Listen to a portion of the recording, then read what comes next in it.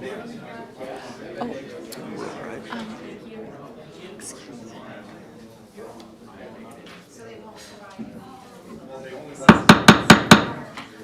evening, residents of Everett, Washington. I'd like to call to order the Everett City Council meeting of November 15th, 2023.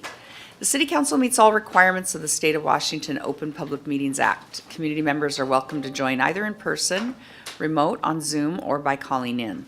For those who wish to participate in the future on Zoom, you'll find the instructions to register for public comment on the City of Everett website under the City Council Department. Please note we do not allow comments on any kind of campaigning, whether for or against ballot measures or candidates running for office, and we do not accept comments focused on personal matters that are unrelated to city business. Clerk, will you please call the roll? Mayor Franklin. Excused? Vice President Toohey. Here. Councilmember Ryan. Excused? Councilmember Vogely. Here. Councilmember Schwab. Here. Councilmember Fosse. Here. Councilmember Zerlingo. Here. President Stonecipher. Here. Councilmember Zarlingo, would you please lead us in the flag salute? I pledge allegiance to the flag of the United States of America and to the republic for which it stands, one nation, under God, indivisible, with liberty and justice for all. Thank you. And Councilmember Fosse, would you please read the land acknowledgement? Thank you.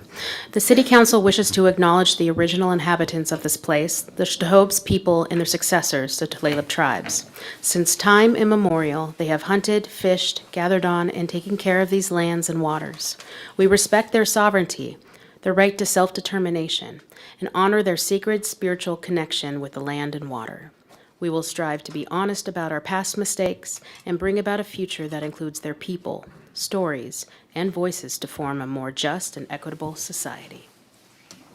Thank you. Do I hear a motion to approve the minutes of the November 8th meeting? So moved. Second. We have a motion and a second to approve the minutes. Any comments, questions? Clerk, will you please call the roll? Vice President Toohey. Yes. Councilmember Vogely. Yes. Councilmember Schwab. I'll abstain. Councilmember Fosse. Abstain. Councilmember Zerlingo. Yes. President Stonecipher. Yes.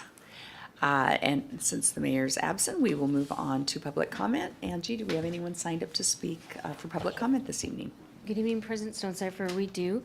First, we did receive some written comments, so I'll just read those names. From Maury Trotman, Katrina Kuntz, Carrie Longren-Drake, and Trigva Anderson, all regarding the stadium, and I provided these to council, legal, city clerk, and administration to be part of the record.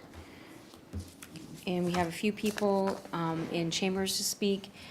Some have requested to speak during, once we get to agenda items 4, 8, and 9. So first we'll start with Emily. Please come to the podium. And you have been given a 5-minute limit, and so just state your full name and city of residence. Okay, my name's Emily Simpson, and I live in Everett, Washington, 1301 Lombard Avenue, Waits Motel. Kind of just freestyling this, but I wanted to first and foremost say thank you for the water and the lights and the plumbing and all that working. We're extremely grateful because as the manager, who do all the residents run to when that gets turned off is me. And that was quite the debacle, so definitely thank you for whoever pulled the strings to keep that on. That was a big deal. I also just wanted to talk about, like, what do you think happens when you vote yes, we're going to condemn this? The natural reaction for all the residents was to not pay. So, that's kind of the end result. The owner is already strapped. Unfortunately, I guess I wasn't aware, but yeah, his response was to go and give evictions to everybody. That were just not real. I mean, they don't hold up, which is good. And the nurses are on strike outside right now, going up and down. So I hope you all consider what they want and meet their demands. That would be great because they really deserve it. I've gone up and down that street for Providence for all kinds of people that have needed to go up there, get wheeled up there. Let's see. I also just, again, want to invite you all to come down if it's possible, David Hall and Judy and Liz and Dawn and Mary and Ben and Brenda, you guys made a huge decision with this, so I just want to, again, just, if you can, just come down to the motel and see that this isn't the mayor doing anything about crime. I don't know really what the MO is, but she's not, it's done. The crime, like, whatever was going on there before, it's resolved. And I think as soon as that building's vacant, it's gonna become another problem. And I also think it's just ridiculous to waste a building that has a new roof, structurally sound. It needs, some elbow grease for sure, but just waste it and hurt the environment for what? Like bulldoze it and then what? Build housing for homeless again? Like, it's just ridiculous. It's just such a waste. Like, do something better with it. Be creative, come down, take a look at it and see that it's like, there's something you could do with it. Be more creative and be more open about it. The other thing that kind of came to mind today was just a little bit talking about my origin story, is that is the nicest place I've ever lived in my life. My mom is Native American. Now, I don't really appear that way. You'd have to kind of understand genetics, but she's Tsimshian tribe. We are Gishputwada clan from Metlakatla in Alaska, okay? Doug is Tsimshian and Haida. And we live there.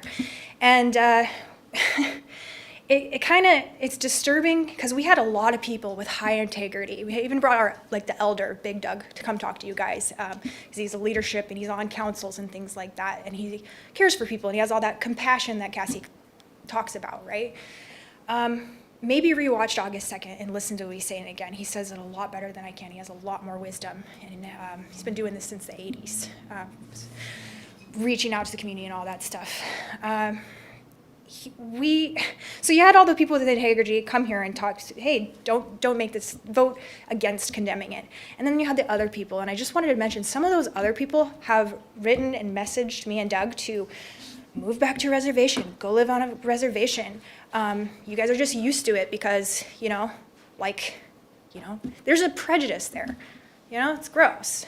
Those are the people that are celebrating. They're the only ones celebrating it, and they're not the ones living in it. And you guys have a tendency to listen to the people who come up here, and they're clearly highly educated. They have their suits and their ties. They're great public speakers. And talking about the statistics. Well, we are the statistics. I'm the statistics, I don't know if that holds any weight, but really, listening to that, lived experience. And don't pollute and encourage the prejudice against poor people. That's why I want you to go there, so that if there is any kind of fog, that there's a bunch of just bad, horrible people there, that can be dispelled, to meet them. There's that. Other than that, I hope that you let the roosters and live in Everett. They're not so bad, and I think that there's some science behind being able to control when they cock-a-doodle-doo and stuff, so that would be good. I don't know. I know I'm all over the place, but I haven't had a day off since March. Not a single day.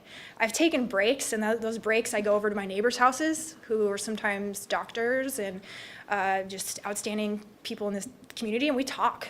We talk about what's going on, and they've been huge pillars of support for me. Not feel like I'm completely crazy, but here's my card. You can come and see it for yourselves, once again, for the millionth time. Thank you. I appreciate it. Thank you. Next, Jeremiah, please come to the podium.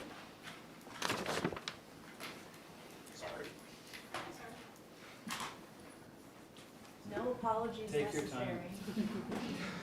Please take time. I'm just used to apologizing. And please state your full name and city of residence, and you have 3 minutes to speak. Indeed. Okay. My name is Jeremiah Lethart. You'll never hear that last name again. I live at the Waits Motel. And the main reason I came to speak today is because there are a few things that really haven't been addressed. First of all, I will be polite, of course, but I'm going to be direct if that's all right. The issue, everything that is going on that is negative, that is happening at the Waits, started here in Everett. So Emily Simpson came in and started running the Waits Motel. It was a disaster. And she got all of the people in there that were selling drugs, using drugs, the prostitution, all of that stuff. And she started cleaning it up. There were 4 rooms that were They showed trace, elements of certain drugs and whatnot. They had to come in and clean out the rooms. She got all of that taken care of, and she wanted to build her dream, her and her partner Doug's dream of creating a place where people can go that really, really need help. And then what happened? Everett came in and said, we are going to condemn this place. Based on what exactly? This is what's unclear to me. To use an analogy, if I may, imagine a police officer coming to your home and saying, we're going to take your car. And you say, why? Well, because a month ago you didn't have tabs, registration, or insurance. I got all that taken care of. Well, I'm sorry, we're going to take it from you. And they attempt to take it from you and ultimately do. So then you're sitting in a position where you're going to lose your job, and then you're going to lose your house. Things kind of go out of control from there. That's what's happening at the Waits Motel. And it started here. None of that had to have happened because you guys came in and crushed a dream after the fact, okay? I said I'd be direct. I hope you don't mind. Last week during the council meeting, the words abhorrent and absolutely despicable were used of the Waits Motel. Now, as somebody who prides themselves on using precise language, I screw up like everybody else, I find this to be troublesome because that is in no way, shape, or form what the Waits Motel is. The Waits Motel has become a place just like any other where people need housing. And what do they face now because of the domino effect that has been put into place? Every single day, everybody there is terrified that they're going to get some notice on the door, or they're going to have policemen knock on the door, and they're going to say, you've got to get out. All because of something that shouldn't have happened in the first place. Okay, so I've said that. Where do we go from here? Emily just kind of queried about that, and I'm curious, where do we go from here? Am I cut off? Yes, it's time to wrap up. Time's up, yes. I'll be here next week. Thank you for your time. Thank you. Matt Frazier, if you could please come to the podium. And please state your full name and city of residence. And you have Matt 3 Frazier, minutes. South Everett. So I've lived in Everett 20-plus years at this point. I was going to say something brief about the Aqua Sox. I was watching the council meeting last week, and I think you all know better than to pay for studies after studies when you should probably just fix the stadium, right? But that I'll leave to the side. I'm really here to talk about the upcoming animal control. I think it's issue number 4. I have been on the last 2 animal advisory meetings. I think I've seen Liz on there, I've seen Mary on there, so it's good to see the council engagement. I cannot stress the importance of getting this passed. We have, in our neighborhood, roosters, chickens, stuff like that. Nobody cares. Those aren't the problem. The problem we have is 5 goats, 2 pigs, multiple waterfowl, rabbits, all in one property that's 10,000 square feet. The smell goes through the whole neighborhood because they don't keep it up. They don't take care of it. They don't know how to slaughter. They don't know how to do anything that needs to be in animal husbandry. All because we have giant gaps in the animal control code that doesn't account for it. If you look in animal control code now, there's nothing there for livestock, nothing. I was talking to the animal control. I was talking to the Everett code. I was talking to the Snohomish Health District. And they're all like, wow, you really know the code. We'll read it and then address it. And thankfully, I was able to get a hold of Glennis at the animal shelter. And I was able to get on the board meeting. And there is some real positive change with that. No one's going to lose their chickens. No one's losing their roosters. But there is controls put in place that allows for stuff like full-size goats, 100-plus pounds, full-size swine, 300 pounds, 250, whatever it is, not to be allowed in our city anymore, because that's not the place for it at all. It makes no sense, and we should definitely get those code changes done as quickly as possible. Awesome. Thanks, guys. Thank you. Hector, please come to the podium.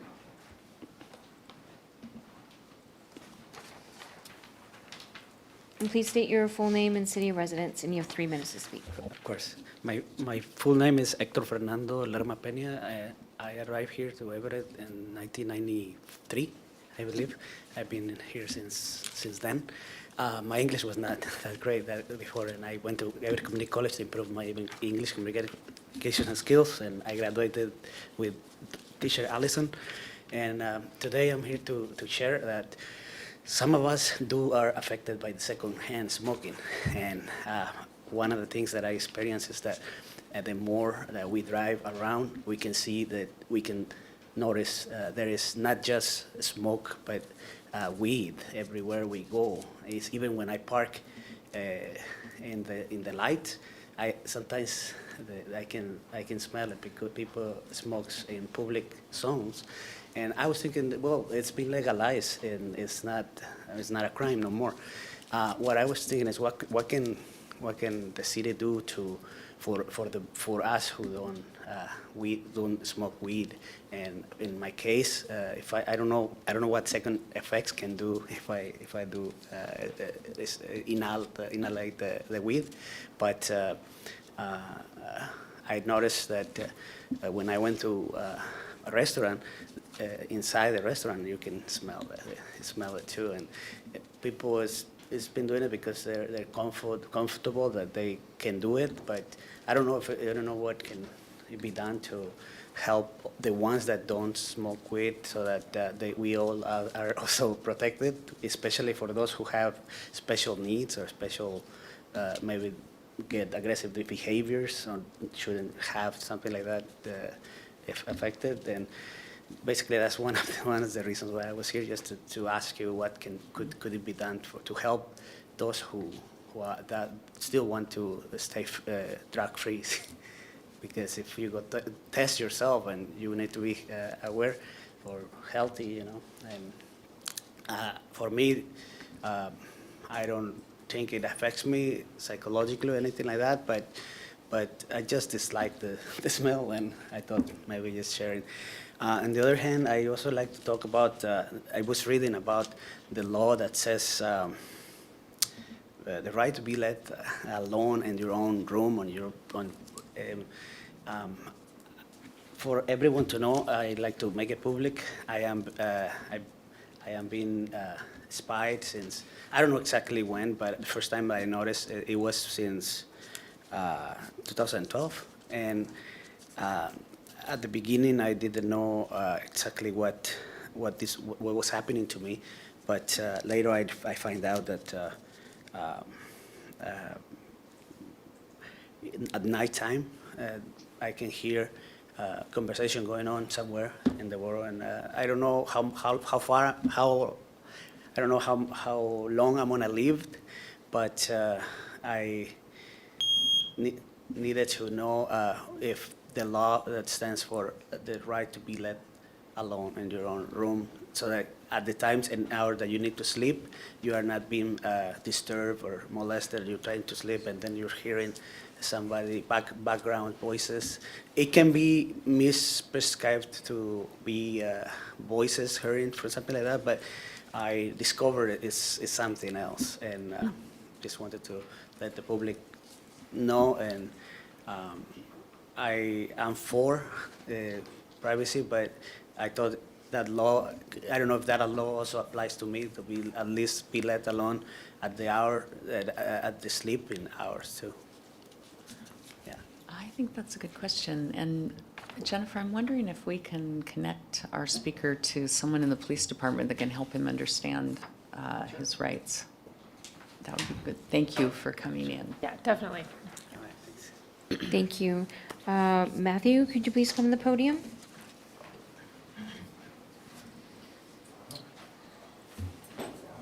Yes. And please state your full name and city of residence, and you have 3 minutes to speak.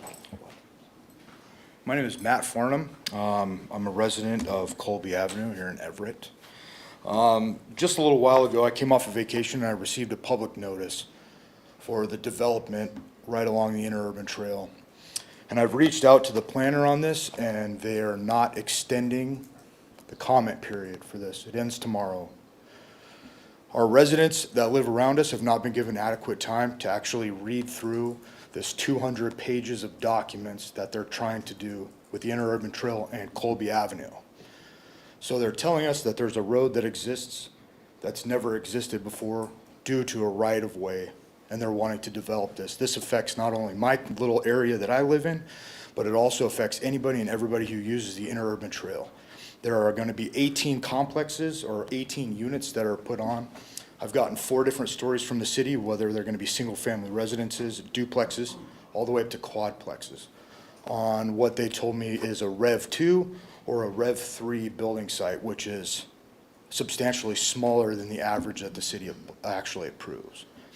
They have denied my request to extend the comment period on this, and I would like this extended so that I can reach out to my neighbors and people in the community to give them a chance to look at this. And I've left the plat number in my comment. Thank you, and maybe we can get someone from planning to get back with this gentleman on that. I don't know how that would work. Okay, next we have Danny. Please come to the podium.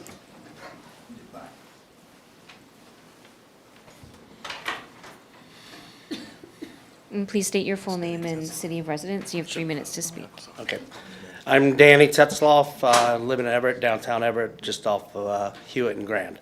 I'm here to just speak about agenda items 8 and 9, the 2 different studies that we need to do to work on coming up with a solution for the Aqua Sox. As most of you probably know, I am the GM of the Aqua Sox, so I am a little biased about keeping us here in Everett. This is where we've been. We're celebrating our 40th anniversary in Everett this next year in 2024.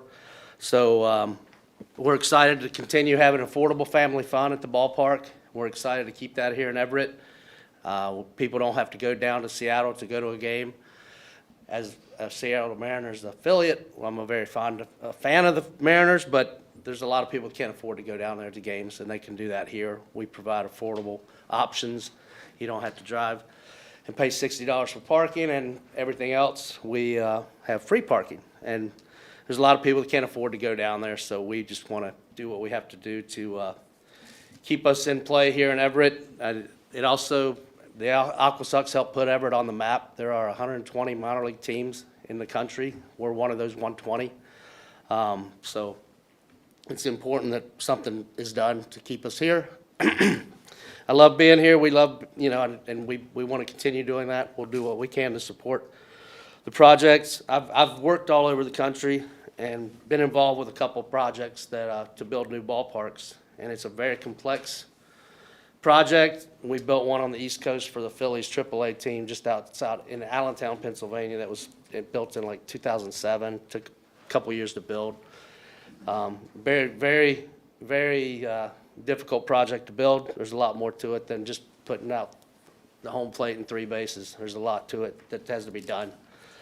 And we're just looking for support on items 8 and 9 on the agenda. Thank you. Thank you. Michael, please come to the podium.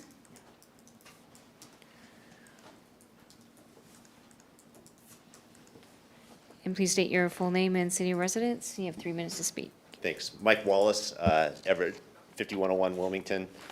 I'm commenting about the Aqua Sox too.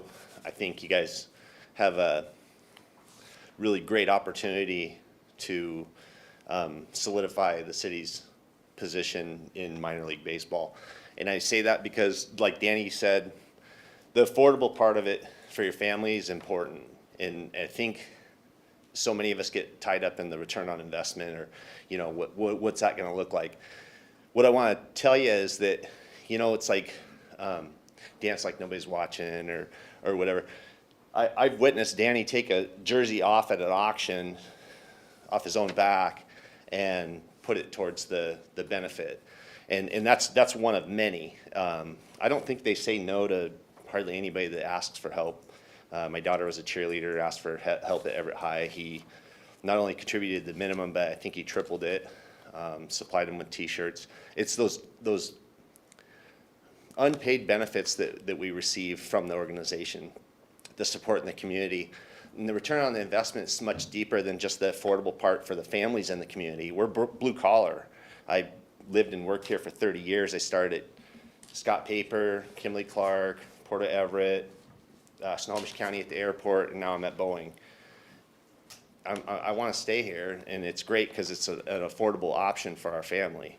The return on investment when the teams are playing and what they got going on, you got the hotels, the local restaurants, the retail, all the things that it attracts. Funco, you know, having them naming on the field, that attracts a whole different customer base that you don't see in Everett. And I think we need to keep that going and keep the momentum going. It's something that, like I said, you have a unique opportunity to really catapult and solidify Everett's position as something that's going to be a destination for people rather than someplace to leave from. So I hope you take that into consideration. It's an important part. For 40 years, that's longer than I thought, but I know my family attended more games at the Aqua Sox level because it's affordable and it's fun. There's something to do for everybody. The bark in the park, the fireworks. You're not supposed to do fireworks anywhere else, right? but you do. You can go see a great show. I think we have something in common. I threw a first pitch out. I never thought I would. Anybody else? Yeah, I threw it to George Kirby. You know who he is? I'm like, he was my catcher, you know. But that's kind of one of the things that I'll never be able to say. You know, he'll probably end up in the Hall of Fame. But give it some consideration. Really think about the whole thing, the return on investment for the whole community. And that's what we need, you know. We get kicked around a lot, you know. In 30 years I've been here. And it's hard to defend sometimes. But this is one of those times where we need to defend it. So appreciate it. Thank you. Thank you. Joshua, can you please come to the podium? And please state your full name and city residence and 3 minutes to speak. Joshua Yon with resident of Colby. I want to touch on Aqua Sox. I didn't know this was all going on right now. That's keep them here. I don't know what's going on, but I'm diving into it just now. So, like I said, that's fresh with me too. I can second that. A lot of family memories there. I want to keep the stadium here. I know that's up on the chopping block potentially. But I also wanted to come here as a resident of Colby and talk about the ordinance and trying to at least get some time. My neighbor, met him last night and was just finding out about this, and this impacts me directly. So if there's any way to push that comment period to where we can evaluate 200 pages of documents of what's going on, sounds like the direction is very misleading and not clear. And so I think a little more time to assess what's going on with that would be helpful to all the residents, because we were at a neighborhood meeting last night and we all live within a 3-block radius of each other, and one person got this notification. So I don't know how these notifications go out or how that's regulated by any means, but I would have liked to see that in my mailbox. So just trying to understand more about what's going on there and trying to stop and assess what's going on. So that's all I have for now. Thank you. Thank you. And the remaining public comments are for items 4, 8, and 9. Okay, great, thank you. Thank you. We will move on to council comments and liaison reports, starting with Vice President Tui. Yeah, thank you. I want to thank everybody for coming tonight. Really appreciate all your well-thought-out thoughts and sharing your wishes and just everything that you mentioned tonight. I appreciate that.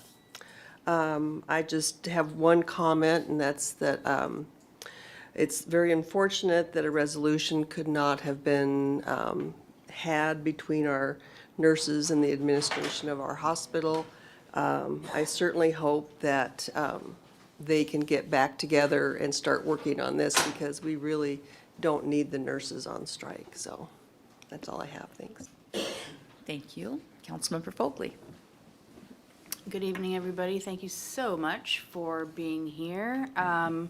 First, I just want to let everybody know that tomorrow is the Transportation Advisory Committee meeting at 8 a.m. in the Spada Conference Room at 3200 Cedar Street.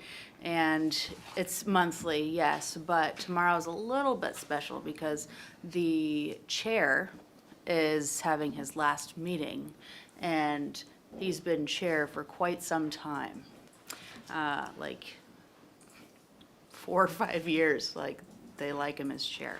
So, and I'll just shout out his name, Tyler Rourke. So I'll be there, but it's pretty amazing how great it can be to be on a city commission, etc. So I know that the signing up for it to get interviewed is done now, but keep it in mind for when people exit the commissions. Okay. Actually, I saw Miss Simpson give her business card, and I remember months ago somebody else gave a business card, and I'm wondering if business cards get put into the permanent record, just like any other thing that is handed out publicly. And if not, please do, and if so, right on. Can't wait to see that on the internet. So, thank you. And also about the weights, Ms. Simpson mentioned about the water and things being shut off, and I also heard that even toilet paper has not been provided. So I stopped by with some toilet paper, although I'm not the manager or the owner. So hopefully that was, well, I know we all need toilet paper, so. One of my colleagues on an email asked for an update on Claire's place, so I'm hoping that is happening. Cool, cool. I got a nod, yes. But with that also, I drove by Faith Family Village today and saw that there was some work going on. And I know the ribbon cutting was a couple of months ago, and I'm wondering if when you talk about Claire's place, you might also give a little unannounced update when we might be able to expect families to move in, or what's going on, or why was there still work. So that's a curiosity of mine. Hector, I know he's gone now, I think, but here, I also notice a lot more cannabis smell in the air. And I have no idea what to do about that. You know, we've got the 25-foot rule for cigarettes. Fentanyl and meth is tricky, but there's rules. And cannabis, or weed, as he put it, is something to think about. Yeah, so that's on my mind. Thanks, Hector. I hear you, Matt, and didn't write your name down, other person on Colby, but I'm sure planning will get to you. Well, you've already talked to them, so I'm not sure. I'm sure someone will talk to you that knows more about getting that extended than I do. And I think that is what I have for public comment, not public, council comment. And I'll have more stuff later, so thank you. Thank you. Councilmember Schwab. Yeah, I appreciate everybody coming to the meeting tonight and speaking your thoughts. I appreciate that a lot. I know it's not always easy. I would ask the city at some point to do another report on the drag racing, the unofficial drag racing that's going on in Southwest Everett. It seemed to be pretty active this last couple of weeks. I know it's really frustrating, but evidently, Suvers Ducey Road, 36 West, Hardison, Seaway, they like to start it up and rev it up, and a lot of neighbors have been talking about it. I too am very concerned about the strike. I I would just publicly ask that the hospital leadership step up and find a resolution with what I'm calling a public health crisis. Thank you. Thank you. Councilmember Fosse. Thank you. I'd like to second my colleague's sentiments with regards to our nurses and what's going on at Providence. And I hope they can come together and realize, their duty to this community as well as their workers there that are trying to take care of our community. It just baffles my mind how you can pay for traveling nurses to come in and be fully staffed, and we receive these emails from Providence saying that everything will be fully staffed during this period of time when the nurses are out on strike, and that seems like that's a very expensive detour. Baffles my mind. As far as Fraser, Mr. Fraser, nice to see you again. And Emily, thank you. Again, you guys know how I feel about roosters, so I appreciate your fondness of them. Emily, also, I wanted to just say that I'm sorry for the prejudice that you experienced. That is not indicative of the neighbors that I know. But I'm sorry that that happened and those words were said or written to you because that's not okay. The comments that you said about meeting the nurses' demands, that's not on council, that's up to Providence leadership. So I personally share those sentiments as far as the Providence, getting together at that table and discussing that and coming back together. But council and our city government doesn't control that. We don't have council next week. I believe somebody said that they were going to be here. So in light of that, okay, yeah. In light of that, I wanted to make sure to wish everybody happy holidays in advance and Native American Heritage Day too. As far as extending the comment period, I have successfully done that when working with my neighborhood association and contacting the city about extending a comment period and notification period. So I'm sure that our planning department and our city staff will be very amenable in working with you all on that because we like to have our community informed and engaged. That's all. Thank you. Councilmember Zarlingo. Well, a couple of items. One of them is on Monday. For the second year, I attended the Auditor's Audit Completion Conference. So the state audits the city of Everett every year, and I attended this last year, and I wanted to offer my congratulations to, I think, our internal lead, Tatiana Sarmiento. I hope I pronounced her name correctly. Heidi Brillantes, and I hope I got that name correct, and Susie Haugen, whose name I do know how to pronounce, our finance director. It was a clean audit, a vote of confidence by the state. They were very complimentary about working with Everett. This kind of stuff, I guess, should go without saying, just like with our good Public Works Department. The fact that we don't dodge potholes all the time should go without saying, but it doesn't happen automatically. It happens with a lot of hard work that happens really over about half the year. The teams are audited over about a 6-month period. But that's what helps keep us responsible stewards of the public purse and avoid embarrassing things in the future. So it's worth noting also that it went so smoothly and so quickly that it actually cost less, and the team was so well prepared and responsive that the cost of the audit was less than was expected. And since the city bears that cost, that saves us some money. So once again, really professional work on the part of those people, and thanks. And then also, again, dealing mostly with money, the Puget Sound Regional Council's Transportation Policy Board helps allocate federal funds that we use for our transit. So last Thursday, I went to downtown Seattle for the first of my in-person meetings with that group of the Transportation Policy Board. I wanted to be there in person to be advocating for our fair share of transportation funds, mostly federal, and in front of other elected leaders where we all will make recommendations to the Executive Board for final decision. And part of my reason for that was that Everett Transit is a smaller and significantly different agency, transit group than things like Community Transit or Sound Transit or King County Metro.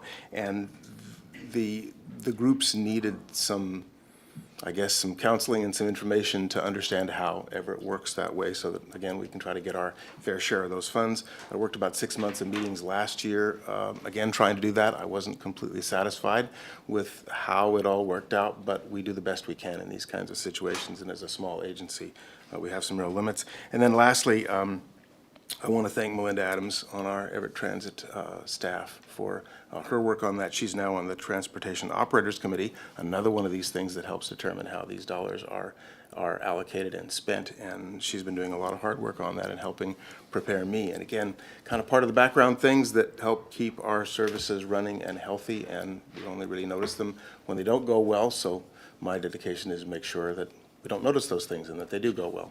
So thanks. Thank you. And for me, I want to also thank our speakers for being here this evening. Appreciate your input, and hopefully administration will get back to those who had some follow-ups. And I did want to announce that we are not holding a city council meeting next week. Hope that everyone will enjoy their day at home, hopefully with family, and preparing to have a Thanksgiving celebration. That's all for me. Do we have an administrative update this evening? Yeah, just briefly, a couple points on Claire's Place. As Councilmember Vogely noted, Councilmember Ryan, who is representing the city well at the National League of Cities this week, asked about an update. And I can share that Catholic Community Service has begun the decontamination effort, so that's underway. All residents have vacated, and almost all of the pallets that are on site there on city property are providing shelter to residents. There are some residents who are receiving services from other agencies. It is also likely, just to, as a heads up, it's likely that we might need to extend the permitted use of the pallet shelter beyond the temporary use that's provided under code as that decontamination proceeds. But there's more details to come on that. We've heard, I think I could say that that decontamination might just take a few more months. And the temporary use is a pretty finite timeline. So Mr. Hall and our planning department are working on what that looks like exactly. So that is the Claire's Place update. And then I don't have an update tonight on Faith Family Village. Thank you, Councilmember Vogely, but I've noted it.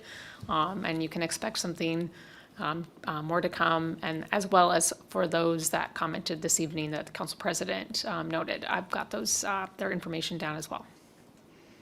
Thank you. Quick question? Yeah, yes, Councilmember Just Zerlingo. because it's timely, I know the pallets, where they are, that's interacts with the city's upcoming Reservoir 2, I think it is, rework. So are we, I assume they're back and forth on that to make sure we don't endanger that project. We're very clear on the construction needs for that reservoir project. At this point, on my understanding, and I think everyone's understanding, is that the CCS and Claire's Place needs do not bump up against our construction needs, but, so, yeah, we got it. Okay, Yeah. thank you. Thank you. Also me, please? Oh, yes, Councilmember Vogely. I was speaking with someone, and I don't know the whole story, so, but you just said that most of the units were full, and it's not, okay. Can a person who is absent during the evacuation, whatever you want, I don't know what we're calling it, get a shelter? And I'm not gonna go farther into that, but maybe we can talk offline and I can give a name of a person that apparently That'd be great. has not received shelter.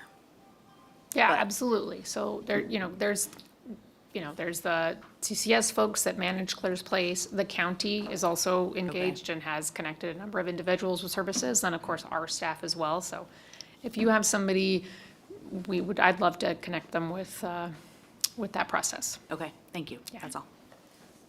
Thank you. And we'll move to City Attorney. Mr. Hall, what do you have for us this evening? No report and no executive session. Thank you.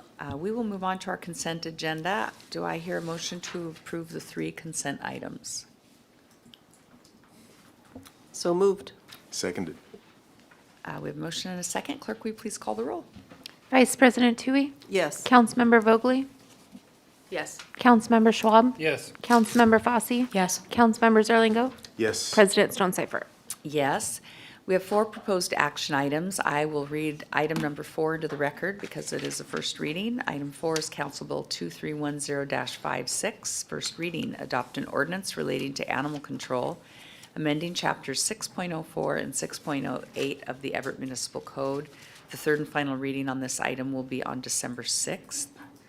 And staff will be providing a briefing at the second reading, which is on the 29th of this month. But do we have any questions or comments on any of the proposed action items, including item 4? From Councilmember Fosse. Usually the recommendation has been if you have any changes or amendments, to kind of bring those, not wait till like the kind of the final round of things. If the briefing isn't being provided until the second one, is it going to be perfectly fine and acceptable to have any changes and things like that be on the third reading? Councilor, I can respond if you Sure, like. thank you. This was the one thing that we pulled from last week's meeting, which I know was a long one. But unfortunately, our staff member can't make it tonight, and that's why we have the reading in 2 weeks. So of course, that's totally fine. We always appreciate questions in advance so we can be prepared and even more relevant since she'll be here next 2 weeks from now. But yeah, of course, that's fine. We understand that. Thank you. Yeah, so you can bring those forward. If you have them in advance, just send them maybe over to administration and then they can be ready on the 29th. Well, without the briefing of knowing what the changes are, I don't exactly have the questions up front. Okay. So I have a summary of the changes. I will just email it to council. It's of course in the packet too, but Well, if that's I've helpful. read through it, but I would like clarification. Yeah, I'll send you what I got. Okay, Or is that beyond what's currently in the agenda with the red line? And I see that, but there's a lot of different sections there, and then there's repealing of certain sections, and so that briefing and the overview of the changes, I don't want to get into the weeds. So they're going to explain it. I have a chart that has a Okay. summary of changes. It's like pot-bellied pigs, adds a new definition, excludes them from livestock. Livestock, prohibits blah, blah, blah. So I think Okay, that might be more different than the redlining one that we I have. think so, yeah. Cool, thanks. Thank you. Do we have any speakers? Thank you. Angie, Yes, who we do. wants to speak on any of the proposed action items? So for number 4, Charlene, can you please come to the podium? And please state your full name, city of residence, and you have 3 minutes to speak. My name is Sharon Ray. I'm from South. That's fine, but never mind. My name is Charlene Reed, and I'm from South Everett. I'm just asking that you please pass the new animal code changes regarding the livestock. I'm personally very affected by it, currently in a very negative way. And it's challenging to be able to live where I am. So I'm begging you to please adopt the changes. Thank you. Thank you. Next, Michelle, please come to the podium. And you have 3 minutes to speak. Oh, state your full name and city of residence. Okay, hi, I'm Michelle Dillon. I've lived here in Everett for 18 years, and I only just recently learned about this because my daughter had rescued a rooster. And it was a temporary thing, nothing planned at all, but could not find a home for him. So since this time, I've had complaints from neighbors and invited to come here to speak. So I've learned a lot in the last month since we've had the rooster. And I'm waking in the mornings by car alarms, jackhammers, all kinds of noises in the city. So my thought on this is if you're trying to propose an ordinance of some kind, that if it's about the noise that a rooster makes, how it can't fall in line with the rest of the ordinance noises between 7 and 10. So the rooster, I've learned a lot about him, and a lot like a dog. And of course, they're very connected to the earth, so they're going to start their cackling, the minute they see it's light or becoming light. And so we've got a system down where as long as he's in his coop and it's dark, we've let about, and after 7:30, he might caw a little bit and chase his little squirrels around.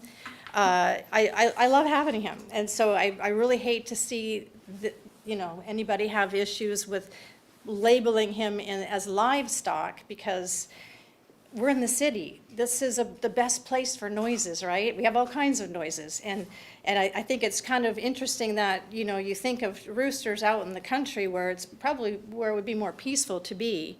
I have a friend that lived out in the country, and she was very bothered by the rooster out there, and I think it's just more fitting here in the city. I can't speak on, the whole livestock part of it, and I think that would be part of the people who put the ordinances together for code compliance issues or other things that could create diseases. But as far as the rooster goes, I think it's just about public education. And I really hope that there's a rule in place that they can stay in the city. So, and that's all I had to say. I wanted to try to make it brief. It's been a long day for me, and I was invited here by the city of Everett because I had a neighbor complain. And we've done everything we could to avert that, and it's been, the first couple of days were rough. I didn't know anything about roosters. And since then, we've got it under control, and so we're hoping he can stay. So, thank you. Thank you. And then, Councilmember Fosse? Quick question. So of the proposed changes that are going forward, is there, because we had made some changes to try to make it so that previously when some folks had wanted to ban PFAL and roosters and all of that, there was an exception kind of put in. Some of you were here and remember that meeting. And so we had some changes that were put in there to allow a pathway forward for those who may have them as pets or for those that may have them for like educational purposes, but like a permit wise. Is this new changes, is this including them in the livestock and where they are banned?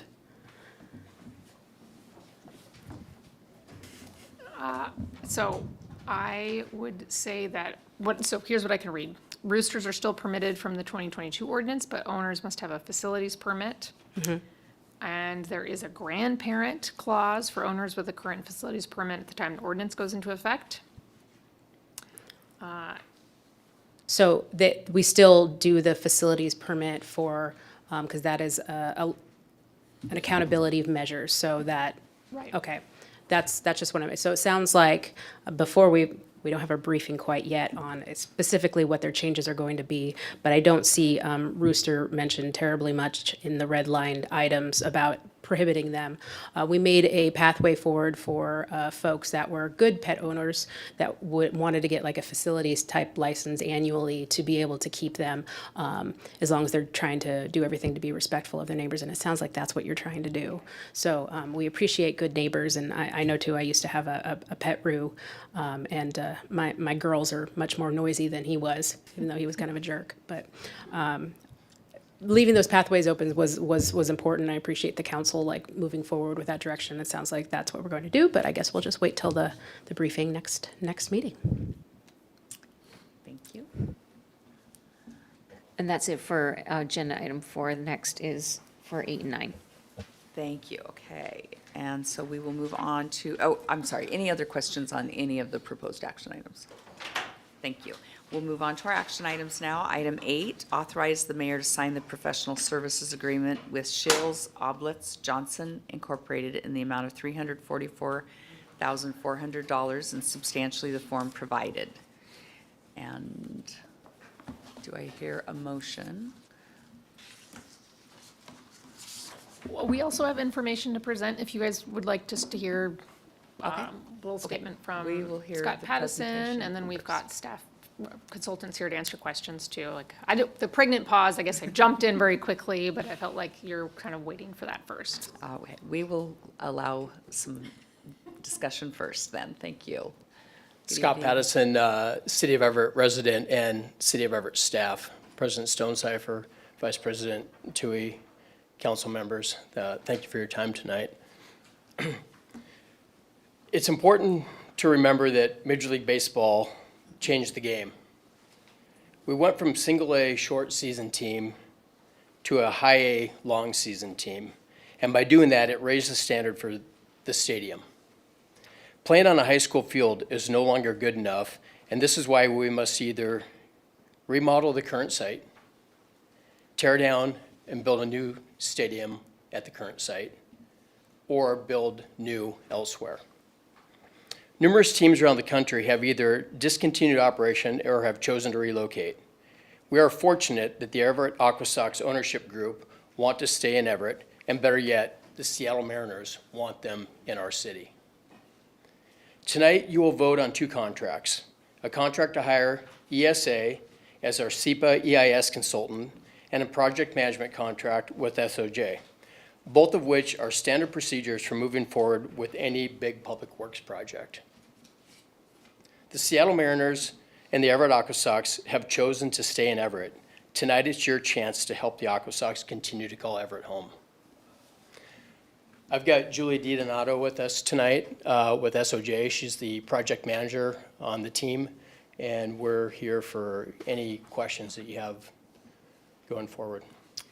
Great, and I will open it up for questions. Vice President Toohey. Yeah, I have, well, first I want to thank the staff for all the additional emails this week and follow-ups. Appreciate that. Learned some more things.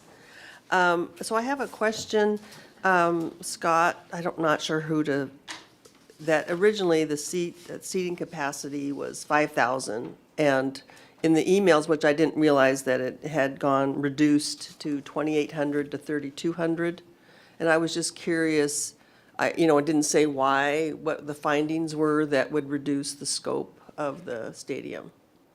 The Aquasox, well, Danny's here, but I think I'd speak on behalf of them. They determined that a 3,200 seat capacity was actually perfect for a high A team. What they would do is provide more outfield grass seating at a lower ticket price to make it even more affordable for those that want to attend the events. Oh, okay. So that wasn't part of any study or anything, they just felt that was better? Yeah, with the total capacity being closer to 5,000, but 3,200 of them being seated with an additional room for 1,800, like in the field area, family lay-down picnic area. Okay, so I had that question. And then I appreciate that Chad was going to work on a renovation study, and that you said would come back in like 60 to 90 days. Is that right? That's correct. Okay. But in the email, it also said that that he had done a populous study. Yeah, they What was that? early on, the Everett Aquasox paid for a populous study to do some impact statements, some economic impact statement, and to do some early on design work of what it would look like the stadium would look like at multiple locations, 7 or 8 locations originally. Okay, and so, but that was based off the criteria that's needed, right, for this renovation? The criteria that was set by Major League Yeah, Baseball? Yeah, Correct. okay.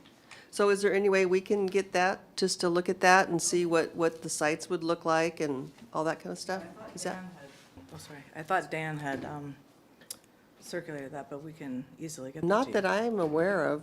No, we're hearing about all sorts of studies that we haven't seen yet, so Yeah, I think we there's- can add that to the list. Yeah, we got the Okay. impact study last week, so that was appreciative. Yeah, I think there was there's an economic impact study that went community. originally to the committee that met in April. It was my very first council committee in this role, so I can't remember which of your committees it was. But I know you have that since then, and then there was one that predated that, and then this third one, we'll make sure that we get that to you. Oh, that'd be great. Appreciate that. Okay, well, that's all for right now. I might have more. Other questions or comments? Councilmember Vogely?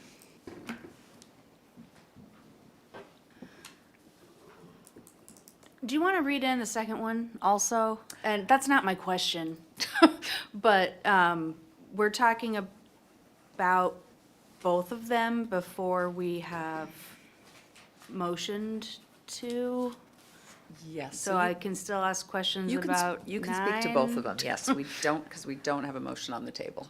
Okay. So where is the question now that I have? Maybe it's not a question. So I guess I wanted to put out there a reminder. I'm still up in like, gosh, we can't even afford this. Plain and simple, period. However,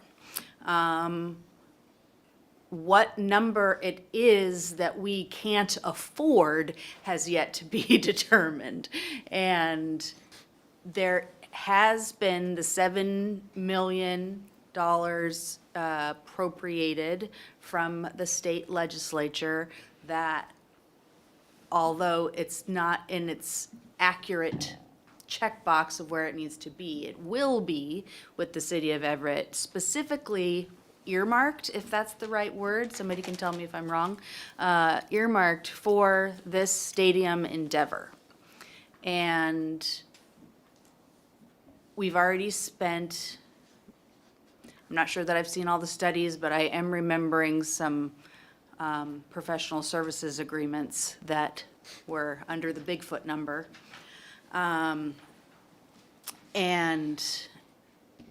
so, and it's, question, did you find out where the money that is being spent on all of these endeavors is coming from? Like CIP 4 or 145.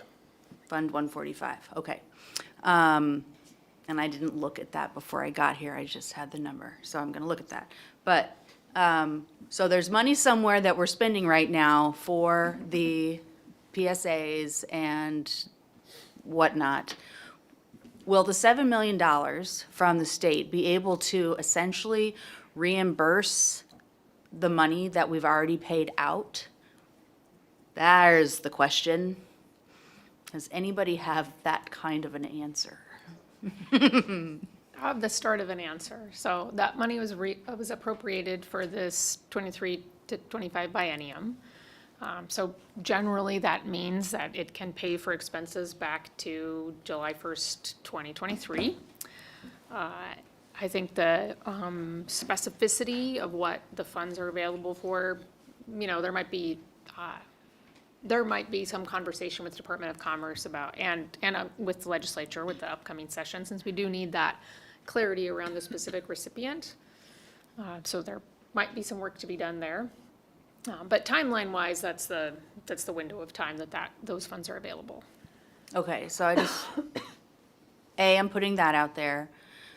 B, since there is money appropriated from another source, I can see it being beneficial to go forward with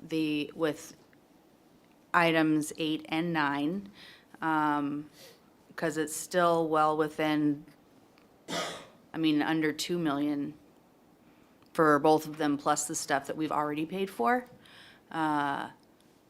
which it makes sense since there's already money there, and we're not asking any residents for any more money. So that's where I am on that. So if it's a $20,000 remodel, 20,000, I'm sorry. That would be We'll start tomorrow. perfect. 20 million versus 80, because that was, it's a very wide difference. Long story short, I think right now, at this very moment, with the money that we have allocated, it would make sense to have, to have this move forward, to finish the sentence. Scott, we spoke earlier, and I asked the question, and I wanted you to speak to it tonight, and I just had it in my head, and now I've forgotten. So, come on, reiterate the conversation that we had. Well, if we're going to vote on both items at once, you wanted clarification on the reduction of the original bid from ESA. Yes, that is correct. So the original bid from ESA came in at over $2 million. Through the work of SOJ, and specifically Julie here, she was able to negotiate that contract down to the number we're looking at tonight, which is just over $800,000, which technically it's more in the $700,000, but we built in a 15% contingency for overruns so that we wouldn't have to come back to council asking for more money. So the way that Julie was able to negotiate that contract down was she removed redundancies out of that contract, and she took with her team a lot of the work out of the ESA contract and took it on themselves, and they will manage the SEPA process for ESA and represent the city on the outside. So to put that in different words, SOJ said we can do it for far less if we get the job. Yes. And when we get the job, if the council so saith so, we can do the SEPA stuff, and whether or not we actually build a stadium, whoever we is, they can still get the job done in this contract, and if we decide not to build, they've done their part of the bargain, and everybody's probably not happy, but at least paid. Correct. And actually, in addition to that, at any point in time during these two contracts, if we decide at some point that we are either going to do a remodel or we're not going to proceed with the process, both of these contracts can be terminated without being made whole. We'll just pay them up to date. Right. And terminate the contracts. Because of clauses and things like indemnification and such. Okay, I think that is all. Thank you. I appreciate all of that. Thank you. Councilmember Schwab. Yeah. Thanks for diving into that a little bit more. I was curious about how you got the contract where it's at. One of the questions that I have, just wanted to make sure, this is for 2 sites, the SEPA? Correct. 2 sites, 3 alternatives. Right. Two site. Yeah, 2 of the sites are on location at Funko Field, right? So remodel or rebuild. And then there's a 3rd location, or a 2nd location, I guess, depends on how you do the math. So it'd be, yeah, we'd be looking at 3 things, right? 2 sites with 2 options at Funko Field. One would be a remodel and one would be a tear down rebuild. And then there's also And then no action. the no action on the service center property. Okay, so one question I have, is there any relationship to this study versus the scope, the overall scope of the project? I know you sent out a document that had a range of, which I appreciate, previous stadium cost study comparisons. Whether the stadium costs us 30 million or 70 or 100 million, is this a fixed cost or will that fluctuate based on the large scope? It's gonna fluctuate on the site, right? So Funko Field would have less property to acquisition. This, what we're calling Smith and Waller downtown site would have a significantly higher property cost. It also depends on the final design, but those ranges that I sent out were, you know, whether you have like a bare bones, right? Or if you have, some of the stadiums get pretty fancy. And it's gonna fluctuate all through the process. But right now, we haven't dived into, you know, really providing rough estimates on either of those, because the SEPA is really the first step. And then we're anticipating in the next like 3 months to, you know, come up with rough estimates for Funko Field new, downtown new, and then Chad is working on Funko renovation. But that's next step, after we can get the SEPA started. Thanks. Thank you. Other questions or comments? Councilmember Zarlingo, and then we'll go back to Councilmember Vogely. Okay, I may ask one question. You can go to her, and then I'll think. That part of the sequence of this is what I'm trying to understand, because it affects what we're trying to decide. That you just said about getting the SEPA started. I guess we've talked about not only sources of money, but how much money and magnitude of this, and it's a little bit of a chicken and egg problem where some things you don't know until you know others. So I'm trying to understand what is the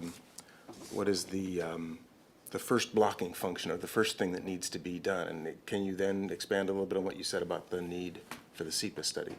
So, well, we consider this I guess, phase one of this development process. And so getting SEPA contract going, getting them going on their process is what we're saying is first step. Then through there, we're going to develop the rough cost estimates. We're going to start working on funding sources. And then I think Dan had put in the memo that our goal is to have a site selected by mid-2024, which at that point, you can really, dive deep. Well, my concern on this is that, one of the notes I made is that the range of, well, as General Manager Tetzlaff said, it's complex. It's an understatement.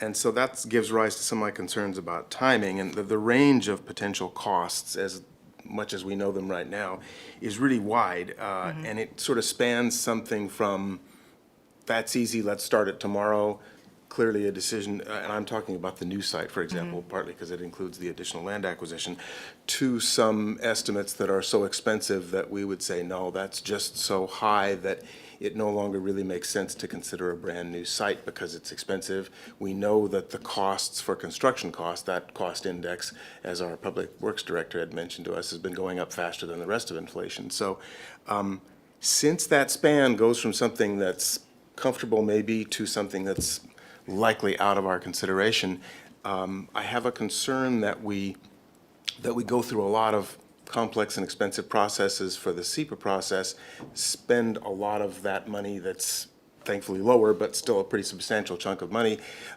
while we're essentially moving forward on that without giving us a chance to say, well, wait a minute, that cost stuff is now looking like it doesn't make sense to finish that study for the new site, for the more expensive site. So have we got a way in this, have we got a mechanism in this, or a way to identify where we can stop it if it goes that way? If, that we can track what's being spent that way and what those costs are looking like as that evolves. Council President, it might be useful to just explain real briefly that the SEPA process is kind of separate from the cost analysis and the design process and some of those questions that you will have to get to. The purpose of the SEPA analysis is to look at a range of reasonable alternatives and apprise the decision makers, you, of the likely significant adverse impacts of each of the alternatives, so that when you get to that stage of looking at expensive stadiums and less expensive stadiums and stadiums downtown and remodeling the existing stadium, part of your calculation at that time can be knowledge of the likely impacts of each of those alternatives. But it doesn't commit you to a certain pathway in terms of the expense of the stadium, and it doesn't foreclose options as long as at this stage they have looked at a range of reasonable alternatives so that you have knowledge of those likely impacts, if that makes sense.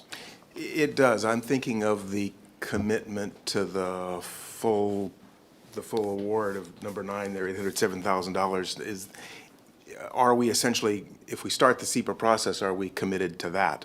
You mentioned that contracts could be modified or canceled if needed, but it sounds to me like, from what you were saying, that we need to get that SEPA thing, both of you, underway or complete before we can know the impacts and costs, and that it concerns me that we end up where that partway through it's becoming clearer that the costs are pretty high, maybe higher than we think we're comfortable with, and yet we continue with the entire process for SEPA. Now, it sounds like there's also a benefit in that having completed SEPA, then we have legally well-founded investigation of our options, especially if we need to do a land acquisition or eminent domain. Yeah, and SEPA doesn't commit you to any particular substantive outcome. You can pick any option you want. You can pick the most expensive one with the most environmental impacts, but you do it with knowledge of what the impacts are. It's a procedural statute. I'll just make a comment, I think, Councilman Zerlingo, that I was trying to get to earlier.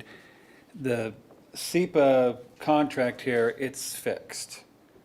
No matter what the size of the building is going to be, or are you going to come back and say, well, this isn't enough dollars because we need to the scope of the project is bigger and we're gonna need more money to do a SEPA, more in that range of studies. I think that's kind of what I was getting. That's what I meant by fixed. I realize it could go down, but are we expecting this to take care of it?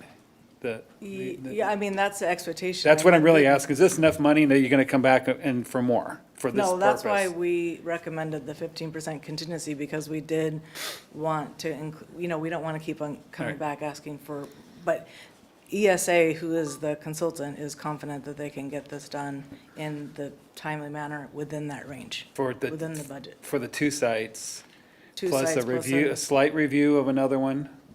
They have to review equally. Okay. Both sites, Funko Field renovation and a no action. Okay, thank you. Is that helpful? Incrementally, yes.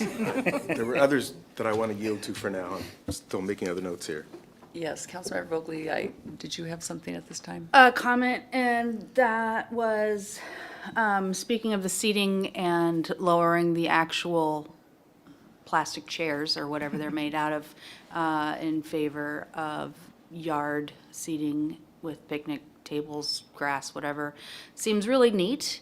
And then I was remembering, because we got an email that reminded us about all of the activities that we used to have with,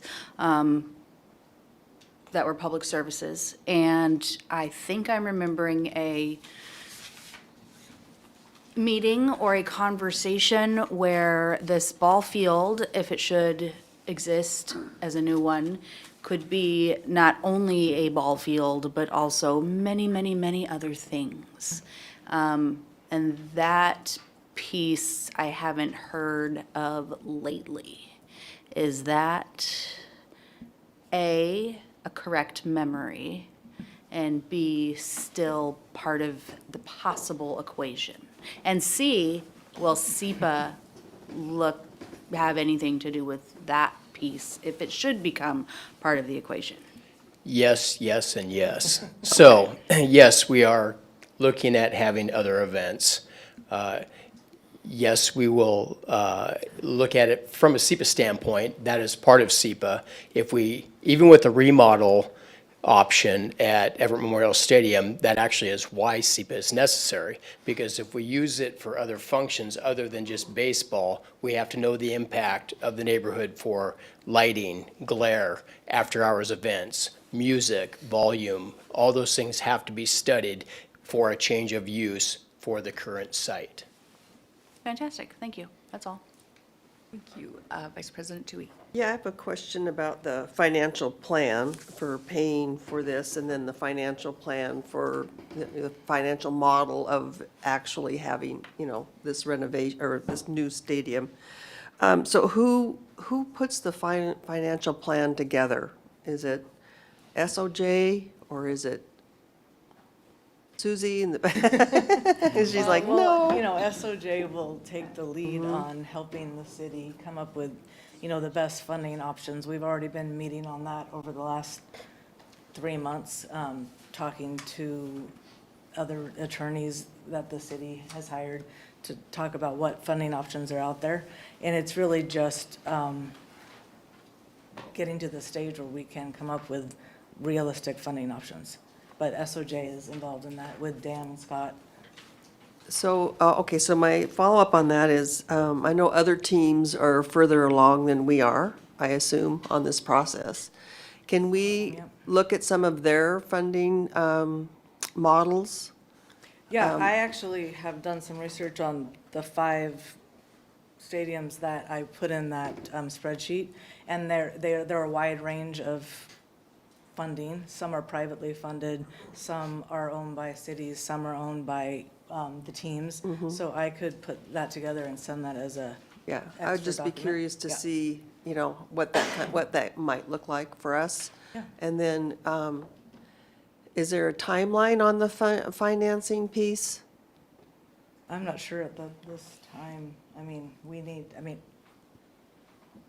I don't know when we're gonna have that ready to share. Council Vice President Yeah. Tui, do you mean like a timeline for the council or for Yeah, when we might be for able to where provide we that? could start looking at financial planning, how it's all gonna come together to pay for it, and then eventually, it would be nice to see what the financial model is for the actual stadium and Aqua Sox.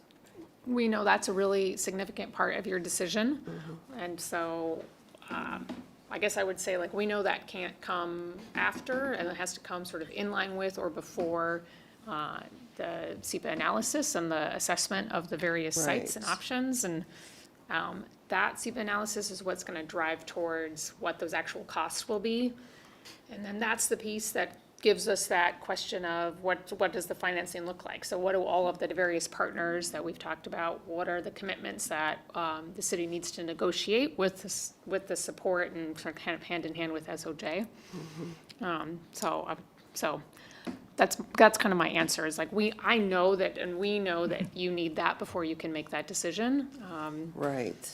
And you've heard that the SEPA analysis will take, like, is it like a 9-month thing? Is that 9 to right? 12 months, yeah. 9 to 12 months, so kind of in that same line, we would want to be bringing you more information about the finances. Okay, but the timeline was that we would select the site this summer before the That's the SEPA is goal. over with. Yeah, that's the Is goal. that correct? So once you have a site selection, then you can start Finalizing the SEPA plan and all getting into that? the funding and Or do you have to pricing. have the whole SEPA plan before you consider? I feel like we should ask the attorney Yeah. about how does SEPA play into site selection? David? Yeah, there are situations in which you could do real estate acquisitions before SEPA is done, but it's very complex. And generally, you want to have SEPA completed before you make any major decisions that commit you to a certain course of action, because the whole point of SEPA is to make sure the decision makers are apprised of the environmental impacts of the options before they pick one. You can have a preferred alternative before you complete SEPA, and often do. And there are some situations in which you can acquire real estate, or at least buy options on real estate before you complete SEPA. But I would want to talk with the team and develop a more detailed answer if you want a real legal analysis of that. But they definitely do go hand in hand, and you don't want to be buying property before you know what the outcome of the SEPA process is. Does that help, Council Vice President? Okay, thank you.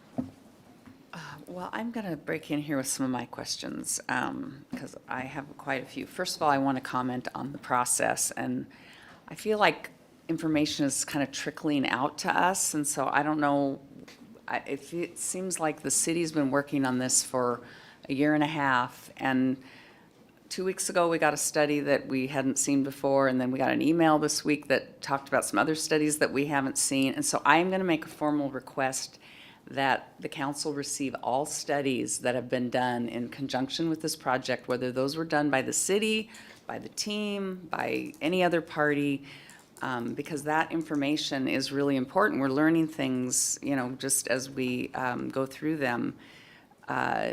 This process, just kind of learning things on the fly. So I don't know, I mean, I know that we were it was all kind of fluid for the past year, but I'm asking now that if we can get all that information to the council, because there's stuff in there that might be really important. I don't think that a decision process, I mean, I'm not going to be here next year, but it seems completely impossible to me that we would decide on a site by mid-2024 if the SEPA process is going to be done. And if what I'm hearing from the timeline is that we have to have that done before we can figure out the cost of those sites, like, we are not, that none of this timeline is lining up for me, but again, I'm not going to be here. I'll be here, and it's not lining up for me. I have some concerns about the number of sites that we're looking at. So the initial part of this project a year ago, I was told that the current location was a no-go, no way, no how, couldn't actually happen under any circumstances. That site was not acceptable to the team, to the city, to anyone, the school district, everyone. And that may have been true, I don't know. But now I'm hearing that we're studying that site in 2 configurations and 1 other site. So And my sense has been that there's been a bias toward the brand-new site, maybe because of the fact that at the initial outset, the current site was deemed, an impossible solution.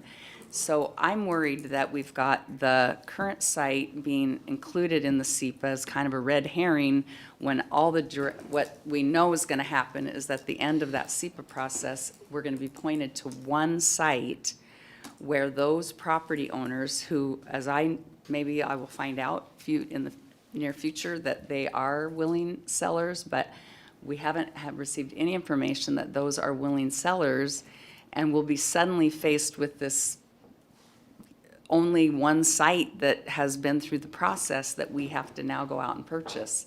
They will have a lot of the sellers will be completely in the driver's seat. So I'm very worried about that. I'm worried that we don't have enough locations on the SEPA docket for that.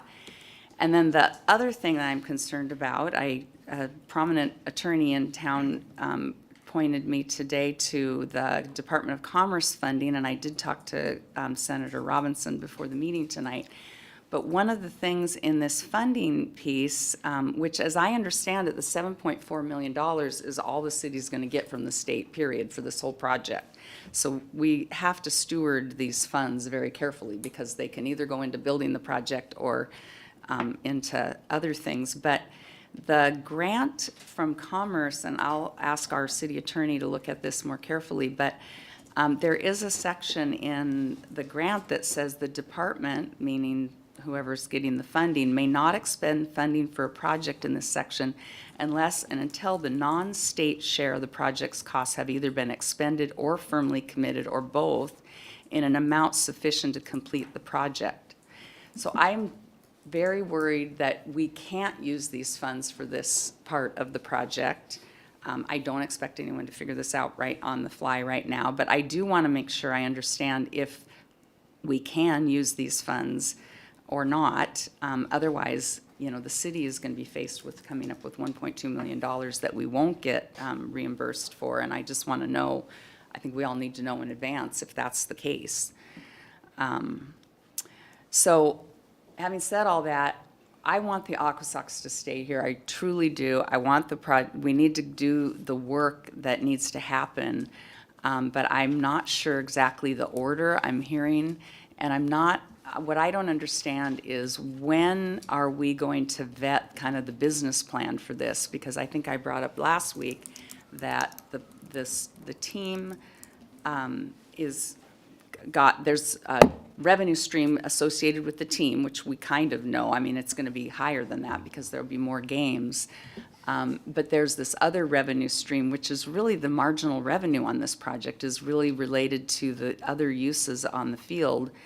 And I'm not hearing when we're going to do kind of a demand analysis or kind of what's the business plan for the concert business and the other things that we're thinking of in the field, because I'm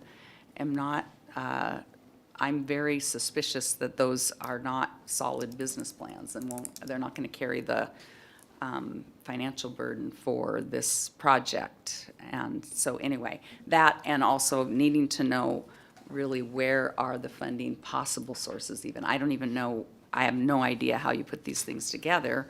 I think a lot of the projects that I've read about are debt financed, and that's all on the taxpayers' back. So I'm just kind of wondering how we can cobble together something that will work for our community, knowing that we have $7.4 million right now, but that'll go fast if we're not careful.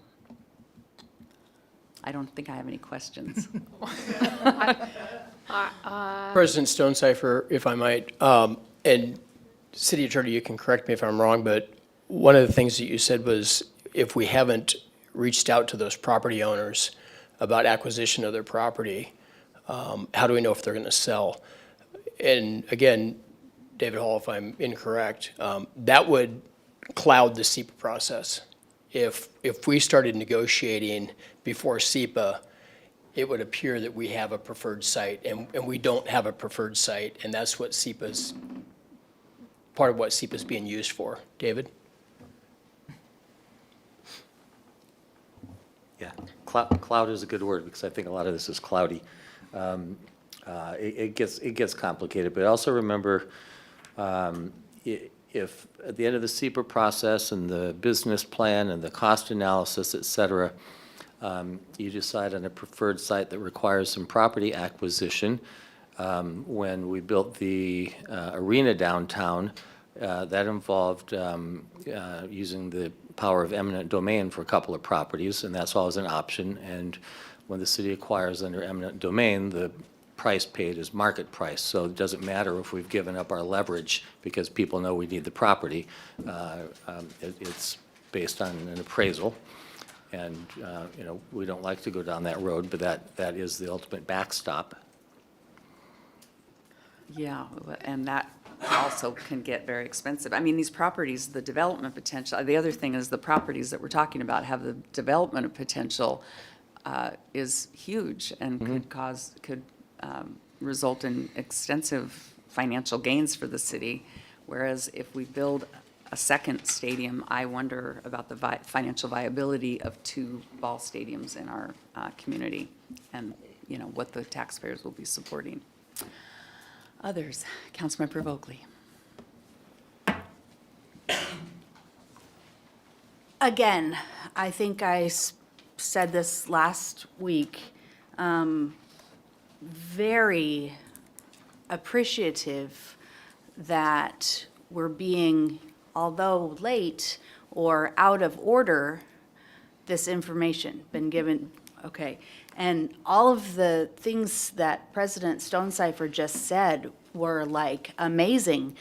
And I would hope that any one of us could take that transcription of what was just stated and then put the Waits Motel into all of those questions and ideas and eminent domain and SEPA.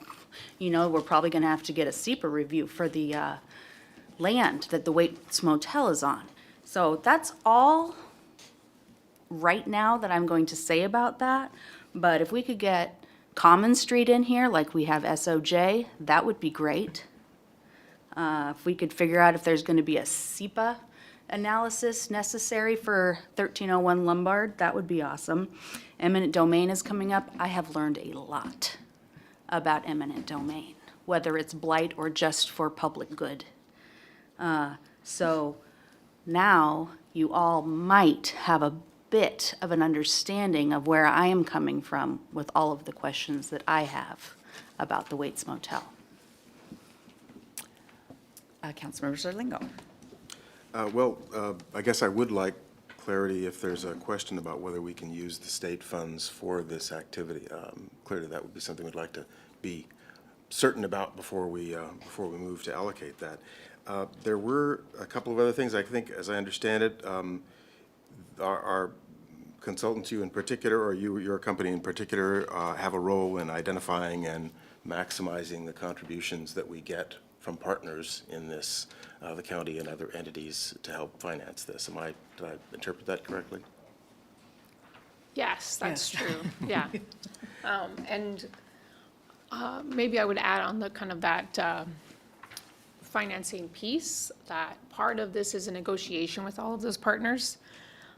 And so I know the lack of specificity in the public meeting about those specific numbers is frustrating. And that's kind of the nature of what that negotiation looks like. So the mayor said last week, we want to be sure to identify, that we would anticipate that the city would want to support the choice that's the most economically viable. And that might mean that at the end of the day, so say that we want to make a request of the county for, it becomes clear that maybe we only need $5 million from the county. But perhaps through negotiation, or not the county, they're a bad example, but we need $5 million from the ownership group, right? But through negotiation, we'd love to get more than that, right? Because that takes the burden off the taxpayer. That's why the county's a bad example and the ownership group is better. So we'd love to take the burden off the taxpayers, and we want that negotiation to push towards a higher number. So not 5, but it's 10 or Well, and I can whatever imagine that someone who has done negotiation. that kind of thing before would be better at it than we who do it. Yeah, and so that's why having SOJ and a partner with our staff is important, because of that negotiation process and having that, that advocate through that, for all of the partners that we would hope, to be able to contribute. Because as you guys saw, based on Council Vice President Tui's question, it really is a countywide asset. Tons of folks in Everett attend games, but more than that too, so. There were, I mean, and this is, obviously, as we've seen, pretty complicated. I did want to bring up a couple of other points that are kind of hovering around in my mind as I'm trying to pull these pieces together. Because I do very much appreciate co-owner Chad Volpe's priority consideration of staying here in Everett and their willingness to commit. You know, this is, with some teams, it is just basically a free-for-all, go wherever you can go and get whatever you can get. And we've seen cities being used against each other that way. And I spoke with another member of the Aqua Sox owners last year, and, you know, it was really heartening to talk to somebody who was doing baseball as a business because they wanted to do baseball. They weren't looking for the maximum profits. This wasn't an exploitive thing. They wanted to do baseball. I think that means they will do baseball and have been doing baseball better. It's better for the community. But I'm also mindful of the kind of implicit messages we as decision makers are sending by our questions, our discussion, and our action here. Other ones, of course, are the team owner and Major League Baseball. They're also decision makers.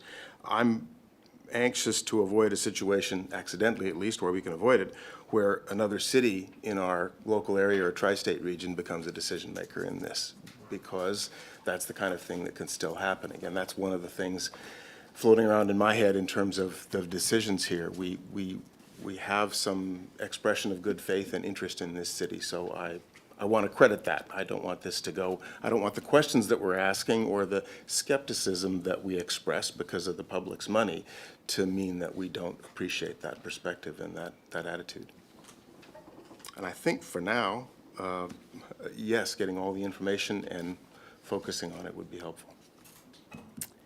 And Councilmember Zarlingo, I just think for clarity, I know that council members have received at least the two main studies that the city commissioned. The populist study, the mayor referenced it in that big long email that you received in September. I don't know that you received a copy of it, so we'll make sure that makes it to you. But it's just that one. You have received the other studies and briefings kind of along the way to all since your initial action last September in support. And I think to your point, Councilmember Zarlingo, that message of support from Everett to the Aqua Sox and to MLB for locating the team here, that's been your clear direction, and that's what's guided the staff actions ever since.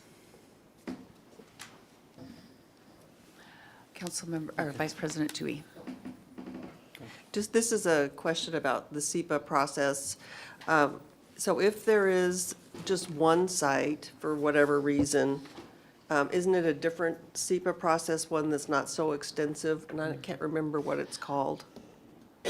Well, I think if we're just talking about a renovation of the existing site, we might get a determination of non-significance. Well, and I don't want to steal your thunder.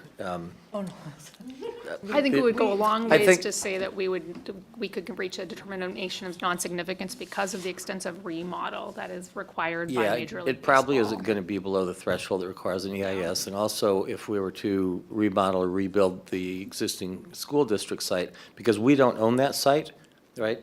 If it were the school district doing this entirely with their money, they say, we want to remodel our own site, then they don't have to look at a range of alternatives all over the city.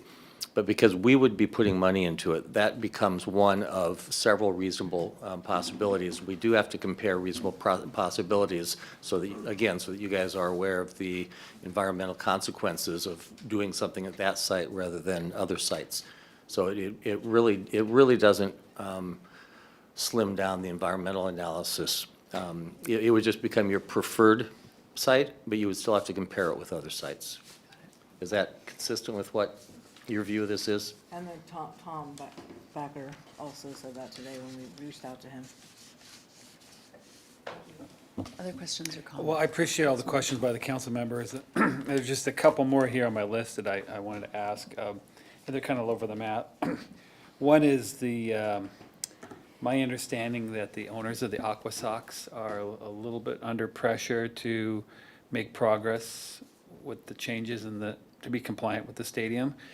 Yeah, I mean, last week Chad told us in this room that they're going to pay a six-figure fine next year because the current location doesn't meet standard. So yeah, they're under, pressure both financially and the stress of Major League Baseball coming down on them for not meeting the minimum standard.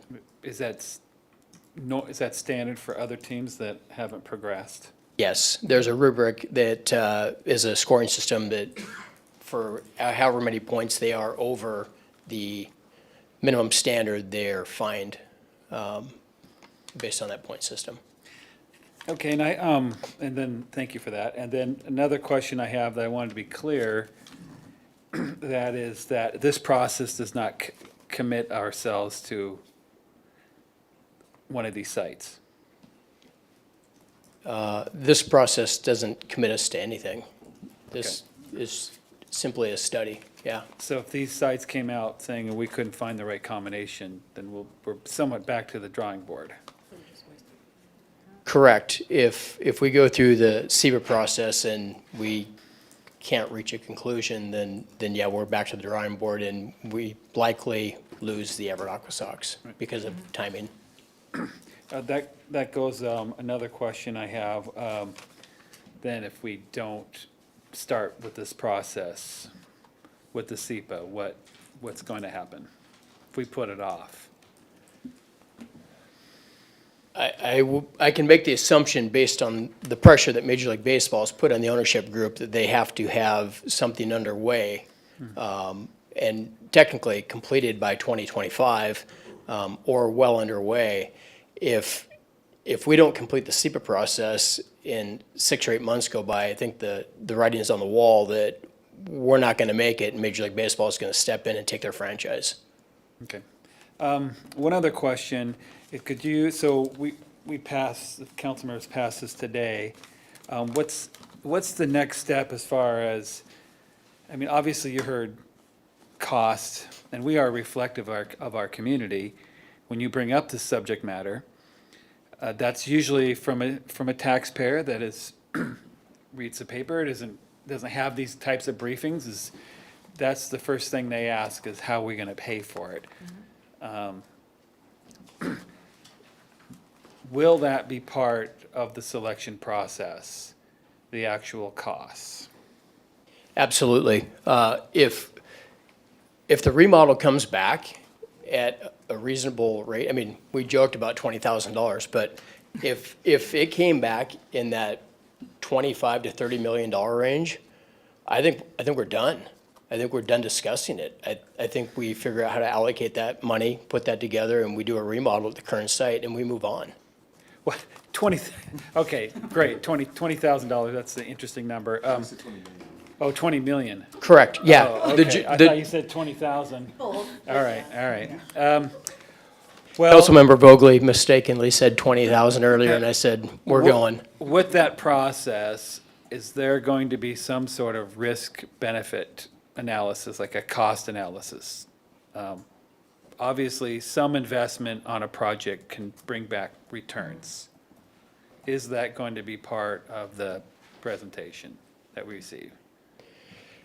I would assume so. I know Dan, just from meeting with Dan over these last few months, I know that's an important part of his role. Or are you just going to whittle it down to say A or B?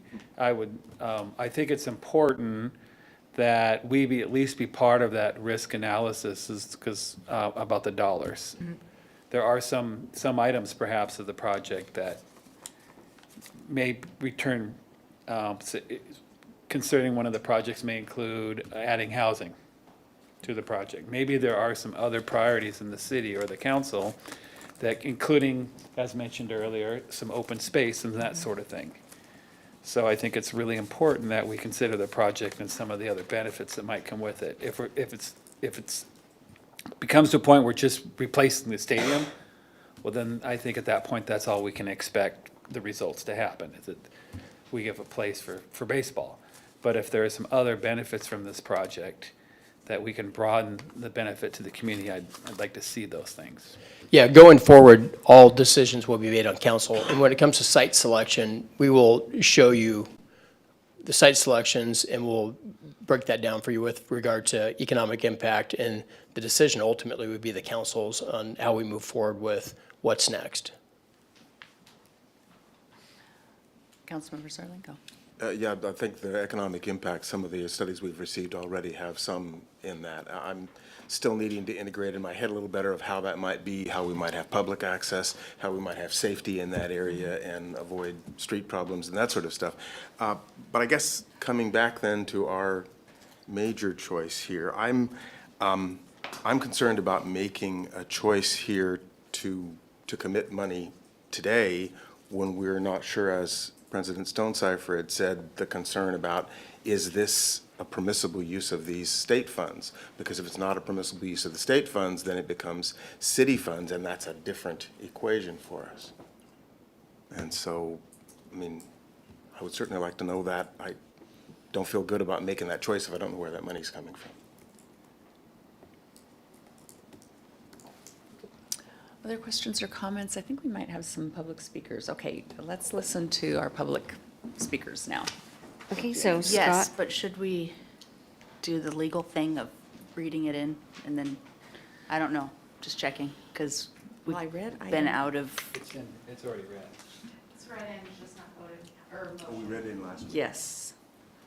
Let's hear from the public, and then we will take up the action if we so need to. so Scott Murphy, if you could come to the podium. And please state your full name and city residence, and you have 3 minutes to speak. Good evening, council members and staff. Scott Murphy, resident of Everett for over 30 years. Appreciate the opportunity. I had my comments prepared and had it down to 3 minutes, and now I've been listening and making notes. So I would ask if I go a little bit over, if I could have a little flexibility as you gave a previous speaker this evening. Maybe I won't, but thank you. Here to speak on the ballpark consulting agreements. And, you know, before I get into my comments, let me just share with you, I absolutely love the Aqua Sox as well. I've been taking my kids since they were literally 4 years old. And we still go today, and they're now in their 20s and 30s. So I love the Aqua Sox, want them to stay here in town. They're an important gem here in our community. I remember when I was a Little League coach 15 or 20 years ago with David Hall, and we would take our kids, our teams, down to the Aqua Sox every summer. So it's just an important part of what Everett is all about, and it's really a great amenity. So with that said, let me say that, and I appreciate GM Tetzlaff being here this evening. He mentioned how complex this project is. And it doesn't really matter which scenario it ends up being. It's a complex project, and it's going to be very expensive, whether it is at the low end of the range, 40 million we've heard, all the way up to 100 million. We know that inflation costs over the next several years could even drive those numbers higher. So I think we have to recognize the complexity of this project and the cost. So a project of this nature is going to take a tremendous amount of analysis, financial planning, and of course, ongoing and constant cooperation amongst the various stakeholders. But the project also requires a high degree of collaboration amongst the council and the administration, while at the same time ensuring transparency with the public so that there will be no doubt at some point, I know the taxpayers are going to be asked at some point to put some portion of this cost forward. So we have to have some transparency as community members here as to what this is going to cost. I did watch last week's council meeting, and I've been sitting here all night listening to your questions, and you're all asking the right questions.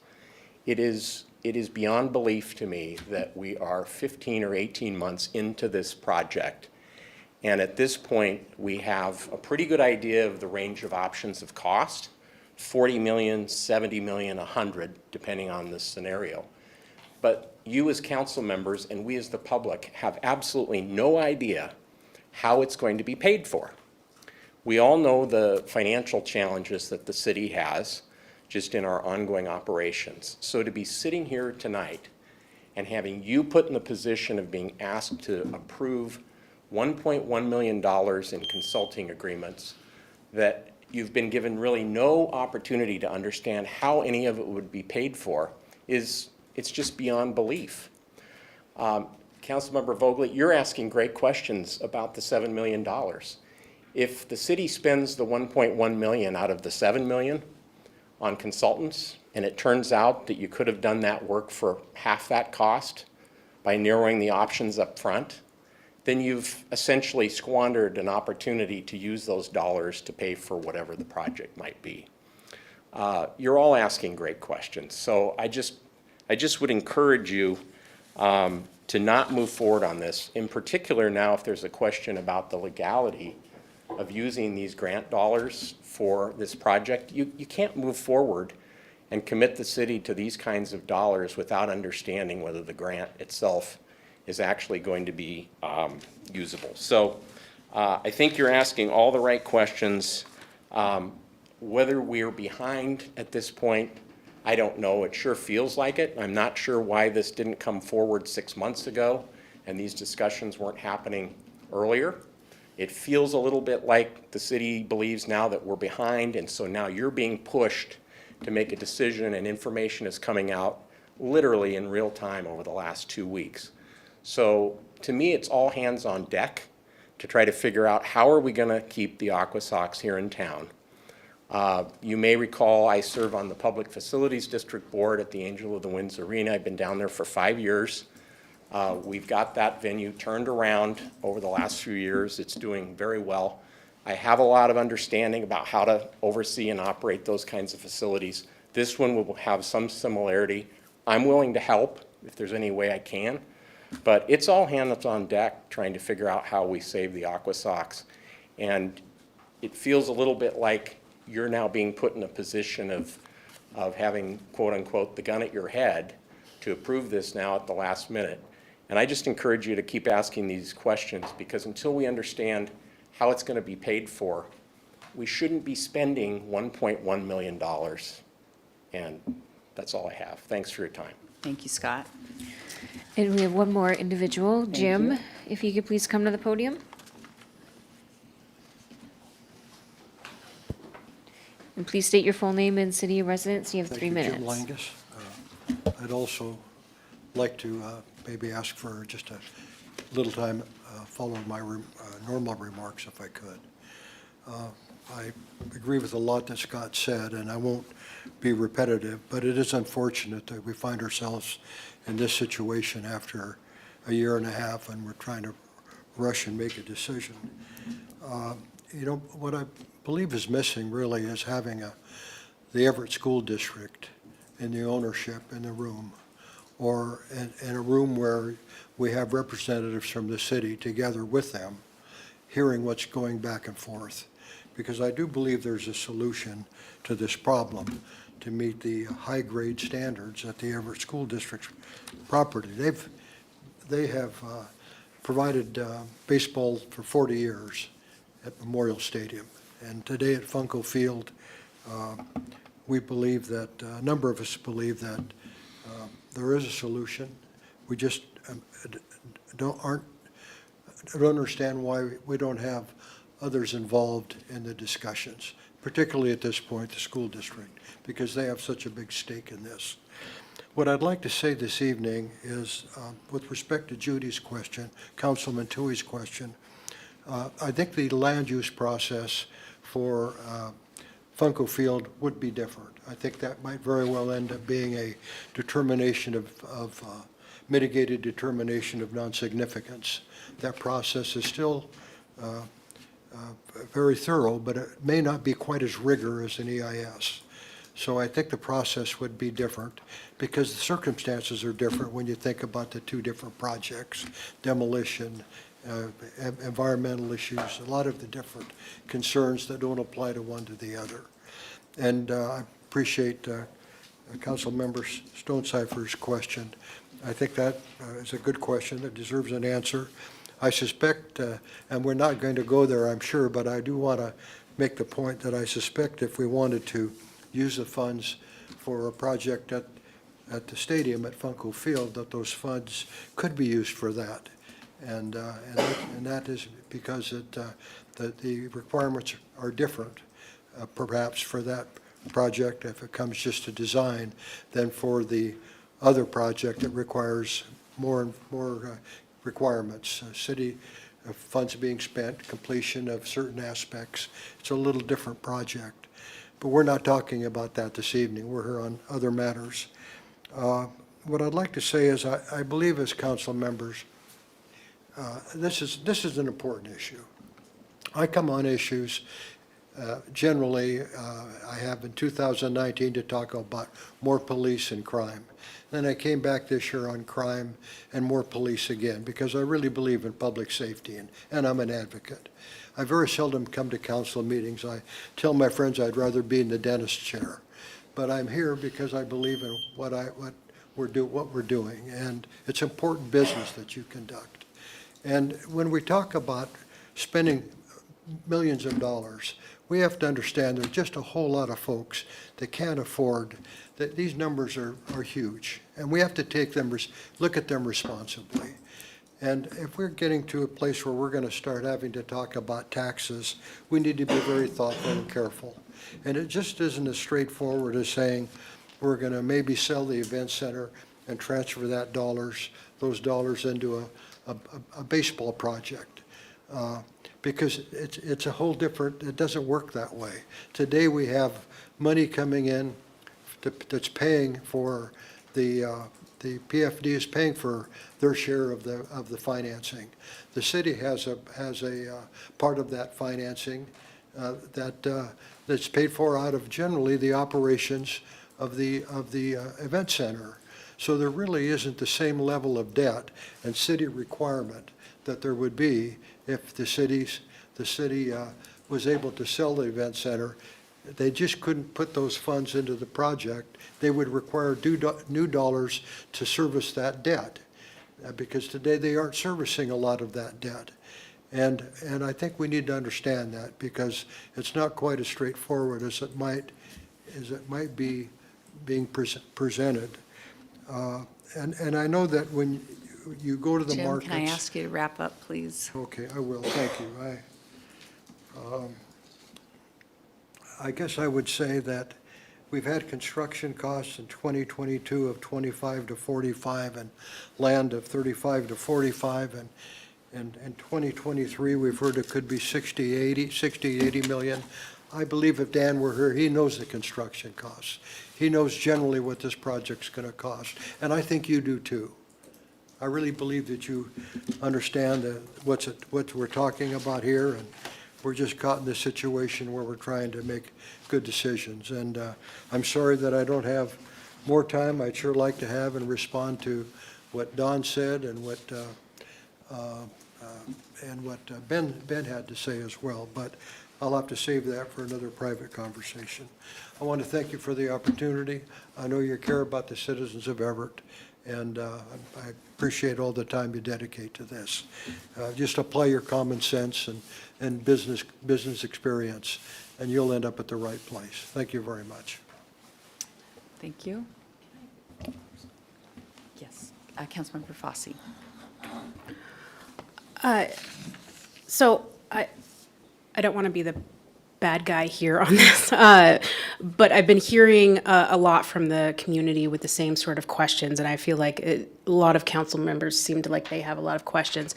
Is there a particular urgency why this needs to be handled absolutely at this particular meeting, or is there a potential opportunity for maybe a special meeting in a very timely fashion?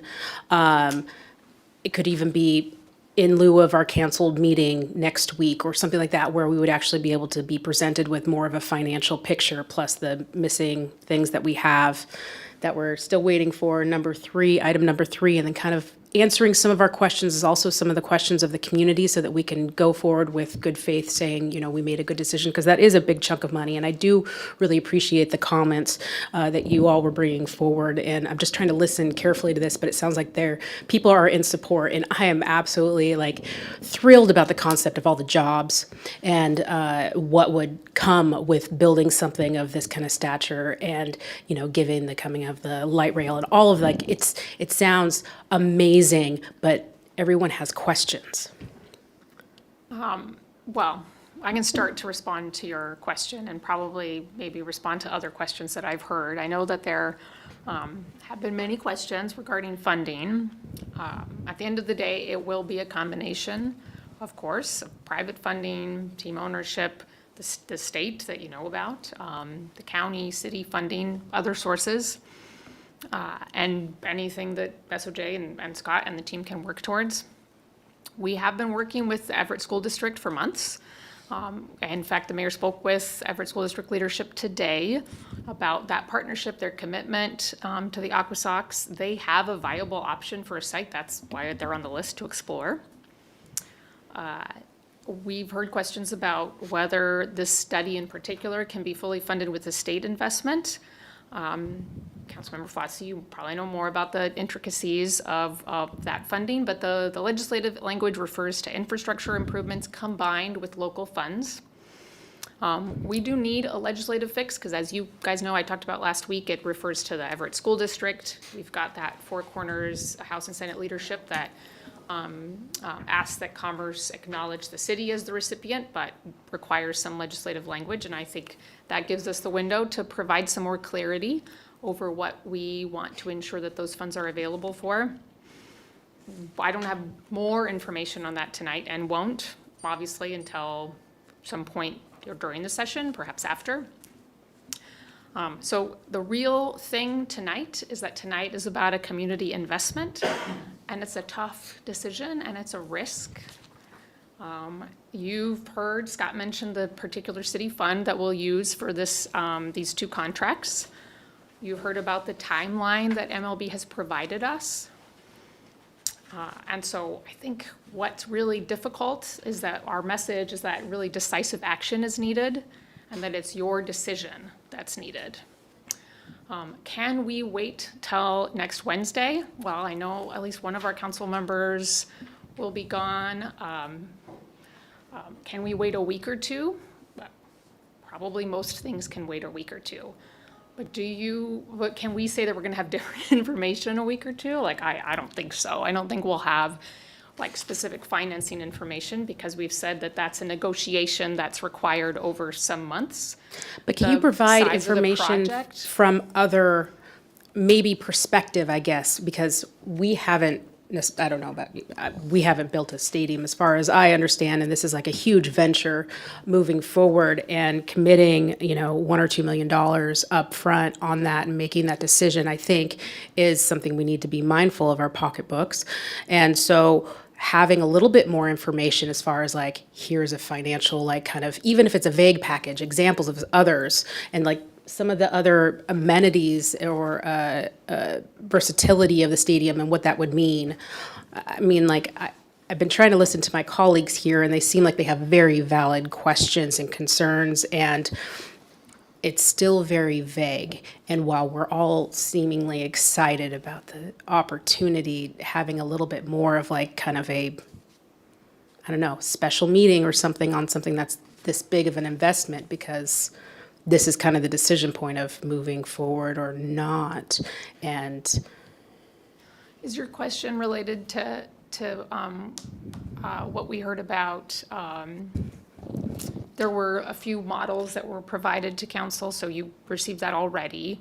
And we've got kind of what the financing package was that was used in those other communities. Is that what you're referring to? May I? go ahead. All of the things that have been referred to obviously have not been able to be looked at, whether they've been provided today or 2 weeks ago. I know I haven't, but I've been working on something else that's very important to me. But we do have the power as a council that is making these decisions to table it. I don't think MLB is calling in tomorrow. I don't know. I don't want to be I hate being the bad guy too, but I'm real good at it. And we can table it. We just can. We can not even make the motion. And there was even an email some time ago from Ms. Gregerson that says, as you know, now I'm going to be paraphrasing, and it's a nice paraphrase, but we can put anything on the agenda we want, and we can take anything off. So my point is, shall we table this? I motion to table this particular piece. I think we have to have the motion, we do not have any action on the table, so you can't So I table can't it. table it? Councilmember Zarlingo. I guess as part of that, President Stonecipher, your question, I'm sorry. As President Stonecipher, as your question about the source of these funds, I think it's clear what the state intended, but there's already been a bit of a misfire in directing those funds to the school district rather than the city. And I'd hate to compound that by making an error in terms of assuming that we can use the funds for this study, because we'd be coming back to them after having already allocated and spent those maybe from some city funds. So I would like clarity on the practicality for the city's budget of what we're truly deciding. If we moved forward on this, or when we move forward on this, when we consider it, I'd like to know if those funds would just not be appropriate for this study. Councilmember Schwab. If the council chooses not to have action on these two items, I would request that we have a specific time when we are going to address it. I would have liked to have this process of where we're at today without the pressure of the MLB, but that's a little bit of reality, blame it on what you will. So I do sense a little bit of urgency, and sometimes a body needs to be forced to make a decision and address issues because it's right in front of us. So I would really encourage us to have a specific time when we would address this and decide to make a decision on it or not. Councilmember Vogely? Can we ask for a grant from the Master Builders Association? Putting that out there. At this point, I will entertain a motion to authorize the mayor to sign the professional services agreement with Shields, Oblitz, Johnson, Inc. in the amount of $344,400 and substantially the form provided. This is item 8. Do we have a motion? So moved. I'll second. Okay, we have a motion and a second on the table. Any other questions or comments? Can we now table it since it's on the floor? You may make a motion to table if you would like. I will make a motion to table this. May I offer a friendly amendment to that motion? You may. With a date in the next 2 weeks where we have a special meeting or the next meeting, to actually address it. So being addressed within the next 2 weeks. Yes, even if it's via Zoom. Yeah. Is your intent to add this to the November 29th meeting, which is your next meeting in 2 weeks? Just to clarify the intent of the motion? I was friendly amendment. I would prefer to have kind of more of like a Zoom designated special meeting where we review and we have a packet of information saying, here is an overview to clarify all our things. But if that's not possible, then yes, add it to the other meeting. I was leaving it vague on purpose. As she spoke. So may it be done. With a motion and a second to table this item to be brought back before this body in no less than 2 weeks, or no more than 2 weeks, I'm sorry. I don't know that I there was a just want to second. make sure that, and we should be able to find out about the Commerce Grant before that time. You know, Yes. just to clarify, to make sure that these expenses are, would qualify. And Councilmember Fosse didn't actually second, she only amended it. So maybe there's no Sorry. vote. Did you accept the friendly? Did you accept the friendly? I did. Okay. So she speaketh, shall it be done. So still need a second if to move forward on the table. On the motion to table. I'll second with the caveat that this really is an intent to get this decision done. I'm very cognizant of what Councilmember Schwab said about sometimes we need to be pushed to make decisive action, and I do not want to send the wrong message to our friends the Aqua Sox, Major League Baseball. I don't want to seem like we're not at all serious about this and that we do not have a sense of urgency and purpose. We have a motion and a second to table for no more than 2 weeks. Thank you. I just want to note that this is a really difficult time with the holiday. So I know you've given us 14 days, but it's not really 14 working days. So for your consideration. And we can, in that time, make sure that because it's been busy for all of us the past few weeks with other things, so we can take this time as an obligation on us to review all of the material that you talked about, plus that one other one. We could also promise to keep comments down to 30 minutes at most at the next meeting, but that would just be a promise, not anything in writing. Any other questions or comments on the motion to table? Clerk, will you please call the roll? Vice President Tui? Yes. Councilmember Vogely? Yes. Councilmember Schwab? Yes. Councilmember Fosse? Yes. Councilmember Zerlingo? Yes. President Stonecipher? Yes. We will take up item 9 now, award RFQ 2023-117, and authorize the mayor to sign the professional services agreement with Environmental Sciences Associates in the amount of $807,421 in substantially the form provided. Do I have a motion? So moved. Seconded. Thank you. We have a motion and a second. Okay, and I would now motion to table this one because it goes in concert with the professional services agreement with Shields, Oblitz, and Johnson to be brought back in the same exact way as number 8, to be voted on the same time, maybe even in the same, no, sorry. Yes, so that's my motion to table. Seconded. Thank you. We have a motion and a second to table. Any questions or comments on the motion to table? Clerk, will you please call the roll? Vice President Tui? Yes. Councilmember Vogely? Yes. Councilmember Schwab? Yes. Councilmember Fosse? Yes. Councilmember Zerlingo? Yes. President Stonecipher? Yes. And so I guess I'll ask Jennifer and David, do you have enough guidance from us to be bringing this back? I understand. I will work on the legislative language and providing some clarity.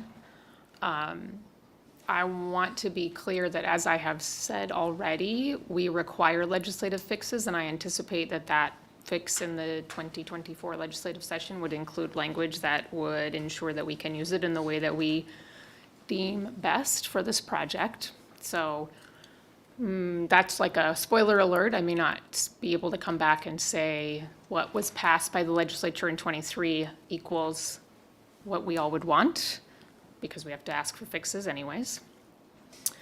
And I know that you want the populist statement, or not statement, but study, so we're gonna make sure that we get that to you as soon as we can. I'll resend the other emails that you have received in the past so that they're available to you for review, which include those two more extensive studies. We had them on, anyways, doesn't matter. We'll make sure that you got good access and good links to them, along with the updates that you'd received on the various timelines. May I request for, I don't know, it's more accessible for me if you could just put that together in a packet so I can sit down and like review it with somebody. So instead of multiple emails and forwarding and things like that, I would prefer, and I don't know about the rest of my colleagues, to just have everything kind of together. Is that possible? Of course it is, and I'll either work with Angie to package that all up, or, I mean, obviously when we have this scheduled as a meeting, you'll have a packet that's related to it, so I'll Yay. endeavor to make all of these items part of that. And then I think I just maybe want to add that at the end of the day, you're not going to have everything you need to know to make this decision. So maybe we'll take a couple weeks to work on extra information for you, and then you take a couple weeks to think about how you feel about if you want to say yes to the possibility of a future with the Aquasex or no to that possibility. Because I think that's what it will come down to at the end of the day. Thank you. And with that, Now we have the budget, right? Now we are moving on to our public hearing, believe it or not. And we're going to power through. If anyone needs to use facilities, you may step out. I'll read item 10, and then we're going to open the public hearing. Item 10 is Council Bill 2310-54. This is the third and final reading. Adopt an ordinance establishing special system development fees for connection to the City of Everett's water, sewer, and stormwater systems for 2024 through 2027, amending EMC 14.08.135. I'll now open the public hearing, and do we have, maybe Sean Bridge was going to be here? Hi, Sean. We're done talking about other topics. Good evening, Council. Good evening. And no presentation, just here to answer questions, correct? Yes, no additional information other than the presentation we presented back in October, saw. but I am available for questions. Yes, thank you. Any questions of Sean? I'm Councilmember just Vogel. double checking that we're on item 10. Item 10, yes. Because I was Yes. not listening to you a second ago. Okay. Establishing the special system development phase connection. Thank you so much for being here. yeah, I don't have any questions. Oh, thank you. Okay. Thank you. Any other questions? Angie, do we have, no questions from council? Do we have anyone signed up for public comment on this No, we item? do not. Thank you. Move to close. I'll take a motion to close the public hearing. Move to close the public hearing. Second. Thank you. Clerk, will you please call the roll? Vice President Tui? Yes. Councilmember Vogely? Yes. Councilmember Schwab? Yes. Councilmember Yes. Fosse? Councilmember Zerlingo? Yes. President Stonecipher? Yes. Now do I hear a motion to adopt the ordinance? So moved. Second. Any questions or comments? Clerk, please take the roll. Vice President Tui? Yes. Councilmember Vogely? Yes. Councilmember Schwab? Yes. Councilmember Fosse? Yes. Councilmember Zerlingo? Yes. President Stonecipher? Yes. And now we're going on to our next public hearing. Item 11 is Council Bill 2310-55, second reading. Adopt an ordinance appropriating the budget for the City of Everett for the year 2024 in the amount of $746,730,743. The third and final reading on this item will be on November 29th. The public hearing was opened on the 15th of this month, and it will remain open through December 6th. And good evening, Susie. We have Susie Haugen, Finance Director, and Heidi Brillantes. Good evening. Thank you very much. I do not have an additional presentation prepared for tonight. That was done in the first public hearing. And however, we did respond via email to the several questions that came up last week. And so I'm here tonight with Heidi, and we will answer any follow-up questions you may have for tonight. We also, keep in mind, we have one more hearing scheduled for the 29th. And so if you think of any questions between now and then, we'll certainly endeavor to address those. Thank you. Any questions or thank you, Councilmember Vogely? First things first. Heidi, would you please let us all know how exactly to pronounce your name? My last name's Berlantes. Berlantes. Heidi Berlantes. Thank you. Then I apologize for messing it up in my mention earlier on tonight. We all mess up everythings. What a lovely name. Now that I've got that, I do have a question, and I don't know if, okay. So looking at the budget and looking at the FTEs, it would appear that there's only been like, let me find it, and it's right up, I just have to click, here we go.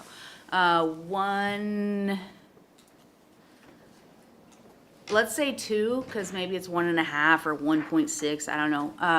FTEs that have been mid-year taken away, deducted, if you will.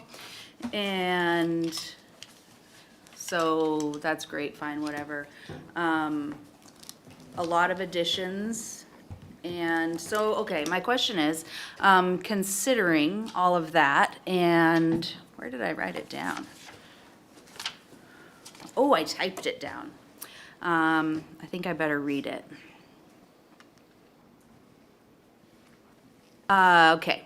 Now that one of the executive directors has been promoted to a new title and occupation code, and the other one has retired, and a new governmental affairs director has essentially taken over that position, I would like to amend the budget to close the second executive director position. And so make that position no longer just a fillable whenever you want position. And I know that we can do that. And I don't know if it's like, I'll amend that right now, I'll get a second, let's talk about it, or if it's gonna show up as what I've asked for as an entire budget. That is a good question. I believe we would make amendments at the time that we act on it, right? On the 29th? I believe you can do it that way, yes. Okay, but maybe in the meantime, administration could provide us with some context for that position and what it would mean for us to close it. Absolutely. Thank you. Thank you. Any other questions or comments? Do we know if that position is in process of being filled? Filling that position is, 6,004 that there are 2 of. it's still under consideration. And the position that's currently vacant is a different position than the one that our government Right. affairs director holds, with different responsibilities. One's I can't remember what the occupation code ended up being, but, or the title, but there's 2 executive directors, occupation code 6004, positions. One of them has turned into another position and title, which I assume is making more money because it's promoted. I'm not assuming, I know it, I just don't know what it is right now. So that's the position, because there's still, so essentially there's 2 open 6004 occupation codes right now. Just one. Just one from the vacant position. The position that was promoted to a senior executive director is Back. filled. Right, so which means that senior executive position was Replaced. replaced. Yes. By whom? Anybody? No? Well, there were 2 executive director The deputy positions. mayor? Deputy mayor and an executive director, chief of staff position. Yeah. The second of those was promoted to a senior executive director based on the additional duties that has been absorbed by that individual, and Lori Cummings. Right, So she's the senior executive She's- director. She is, and And the deputy director? is vacant. So there's 1 vacancy, not 2. I'm gonna need it explained differently. Because you exist, but your occupation code isn't 6004. Let me take a stab at this. So currently, there is 1 vacancy, and that vacancy, when it was filled previously, was filled with an executive director. And so that is the vacancy that you'll recall the mayor indicated a couple of weeks ago that we are in the process of filling. We are looking at filling that. I appreciate the opportunity to provide you more details on the need for that position. I think some may have a sense for that. You'll recall that the executive team went incredibly lean in 2020. It's been a tough road. And so appreciate the time to be able to share with you, and I know the mayor will as well, how important that position is to fill in the future.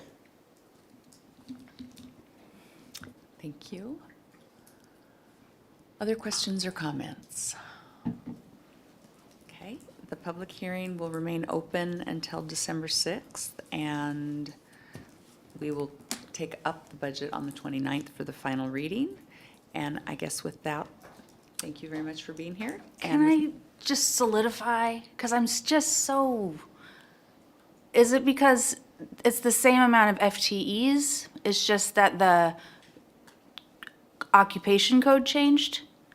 Is that how it's So, presented? so previously, there were two executive directors. Working titles, we had an executive director, deputy mayor, and we had an executive director, chief of staff. The executive director, chief of staff position was promoted to a Yes. senior executive director. Meaning it's the same? It's the same FTE. There are no additional FTEs. But it's a new one, so how is it not a new FTE? It's, they will not be Because when we backfill- get the salary ordinance, and it has all of the different people that could possibly be hired in the city of Everett, that position will still be there, plus we'll have the senior executive director. And I know that we use all of the people that are not filling all of the empty positions, because we're slim, I totally get it. But they're always available to fill. And so we use that in our budget, I am aware, to still have enough money moving forward. Contingency, I can't think of the word right now. But that position will still be available to fill It would not. because it's in the salary ordinance. But it wouldn't be budgeted. So the total budgeted positions in administration is not proposed to increase from the 2023 amended budget. We did amend the budget in Budget Amendment Number 2 that added the Government Affairs Director budget and a 0.5 of a Labor Relations and Administrative Services Director position. And so that FTE count, that budgeted FTE count, is the same that will carry forward into 2024. The salary ordinance contains positions along with their occupation codes that relate to class specifications. And those class specifications describe what the duties are of each position and what the salary range is. But it doesn't mean that those positions are budgeted. So there are two different concepts. There are positions that exist in terms of having an approved class spec and Yeah. being part of the salary ordinance. But being part of the salary ordinance doesn't mean that those are budgeted positions. So you will find that there are probably many positions in the salary ordinance that do not currently have a budgeted position in a department. Yeah. Every year, it's something new. And I'm trying to figure it out every year.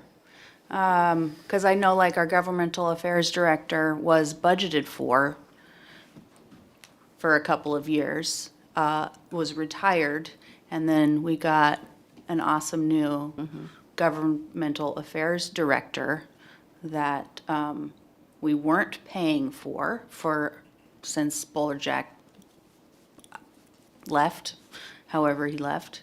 And now we are paying for one.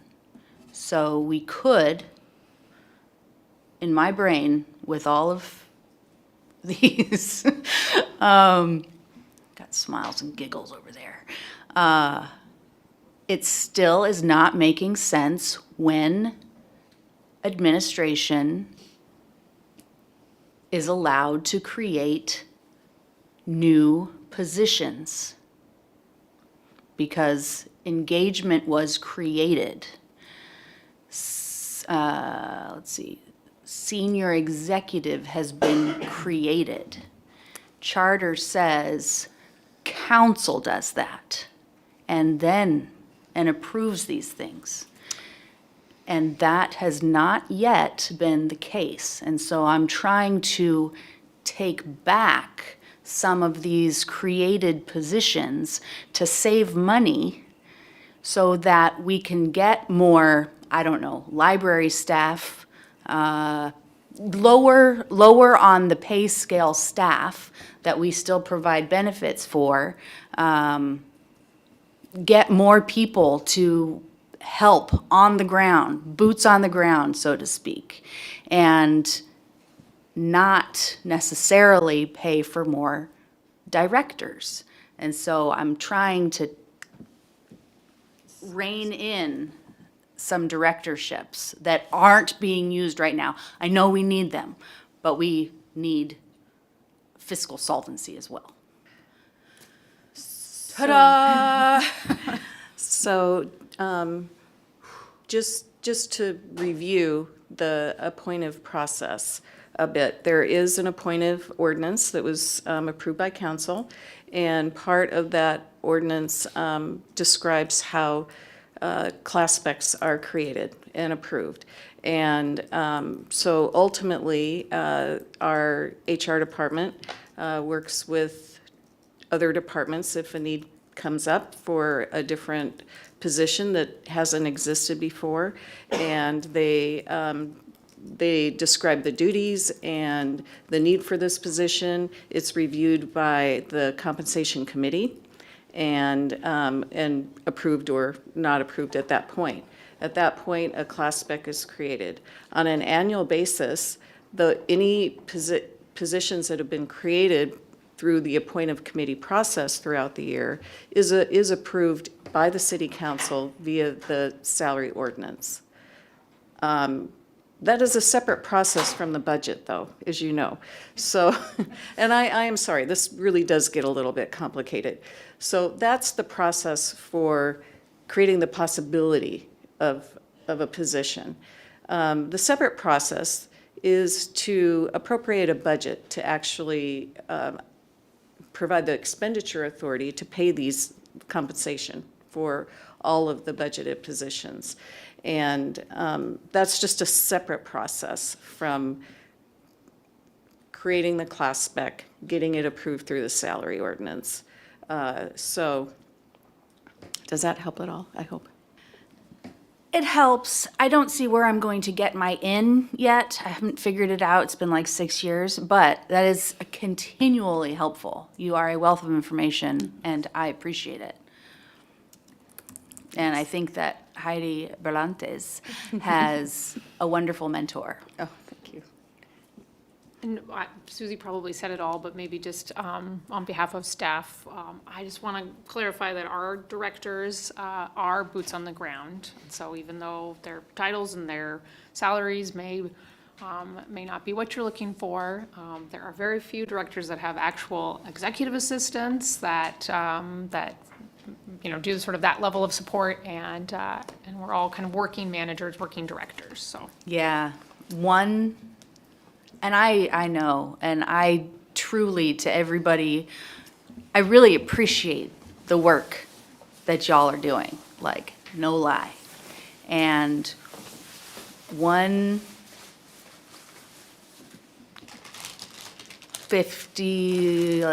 consultant or two consultants equals an entire council sitting up here, which aren't getting their, so money makes a difference wherever you put it. And council does not get much, nor do we have but one awesome executive assistant. Thank you. Okay. Thank you. Any other questions or comments? Okay, with no further business or executive session, we are now adjourned.